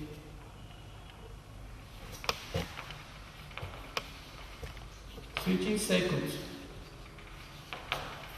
below,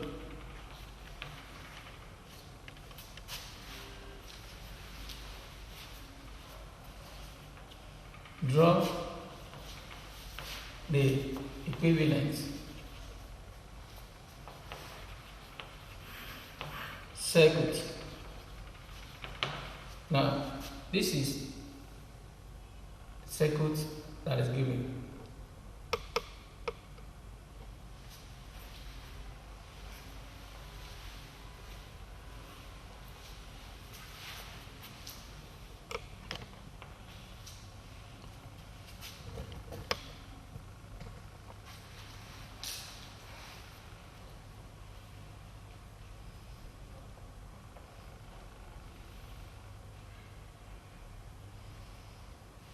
Okay, so we have here P, we have here Q,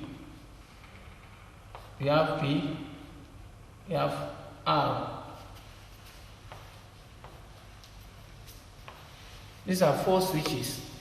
This is point A to point B. In the switching circuits below, this one, draw the equivalent circuit. We can use the idea of mathematical logic to draw another circuit which represents this. Now look at this. We know that in this circuit, before current pass from A to B, P and Q must be closed, or P and R must be closed. That is either of these two must be closed. P and Q must be closed before current can pass from here to here, or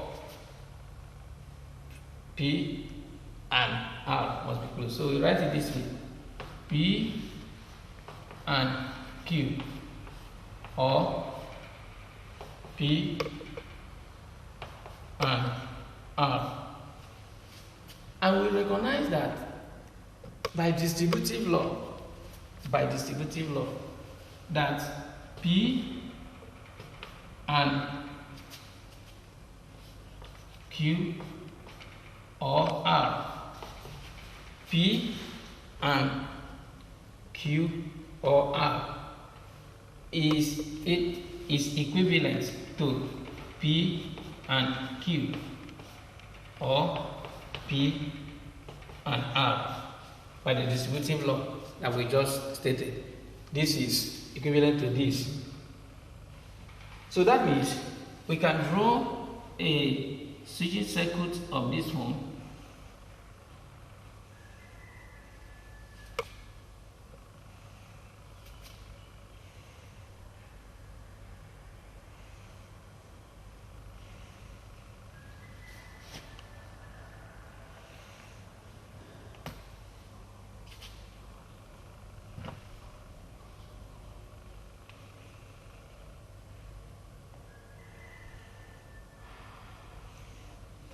for the form.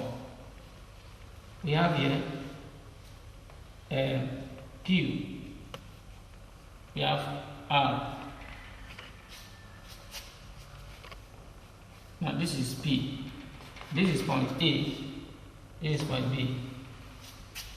And how do we write this? Before current pass from here to B, P and Q must be closed, or P and R must be closed. So we see that we can write it like this: P and P, yes, P and Q or R, like that. This is the circuit for here. Why this? In this circuit, what we have here is P or Q. P and, because this and this must close before current is here. P and Q or P and R. Why this one is this? But we know that P and Q or R by distributive law is equivalent to this. So this circuit has been reduced to this. Now what is the advantage? In a production company, for you to produce this circuit, you have to put 4 switches, which will give you more cost of production. But here you have only 3 switches, which will reduce the cost of production. And you see that you produce this thing and it has the same quality, because this one is equal to this, so it gives you the same quality but at low cost. So that is one of the advantages. Now let us take another example to switching circuits also, and see how we can reduce switches that are many to few, so that it will give us low cost of production but more profit. Okay. Now let's look at this example. Reduce the switching circuit below with 5 switches to alternate circuits with 2 switches. Now this is the switching circuit, and we know that we can write the logical statement here as for current to pass from this point, maybe here is point A, B, negation P and negation Q must close. If this one is closed, then current can reach, or P and negation Q must close, or negation P and Q must close. So that is the logical statement for the circuit. Now this statement, we can write it this way because of commutative law. By commutative law, we can write it as negation Q and negation P, or negation Q and P.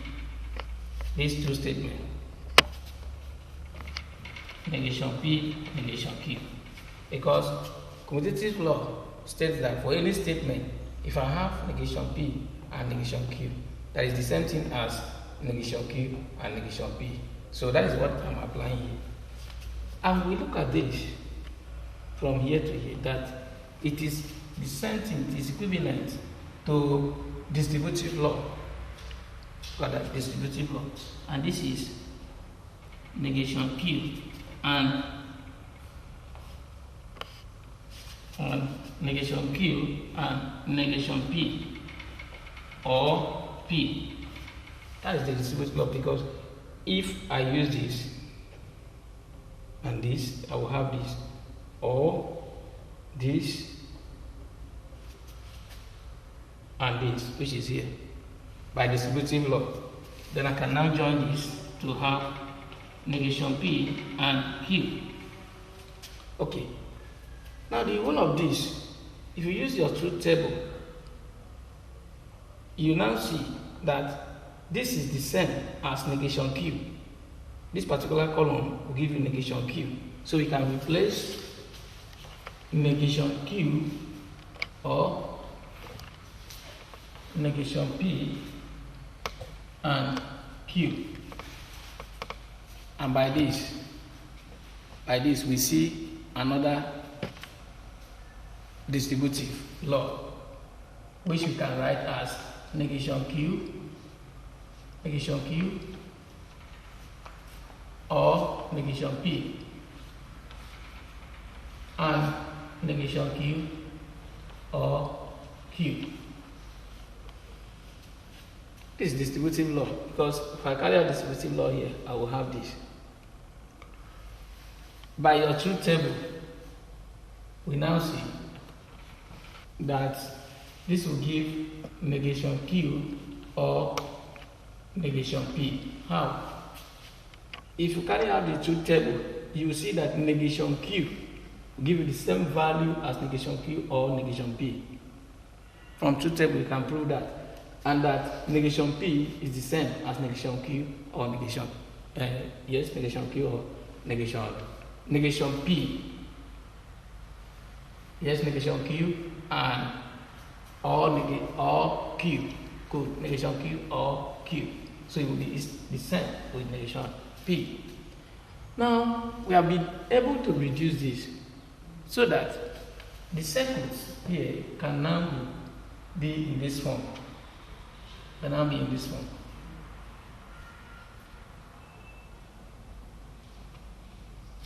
write it in this form.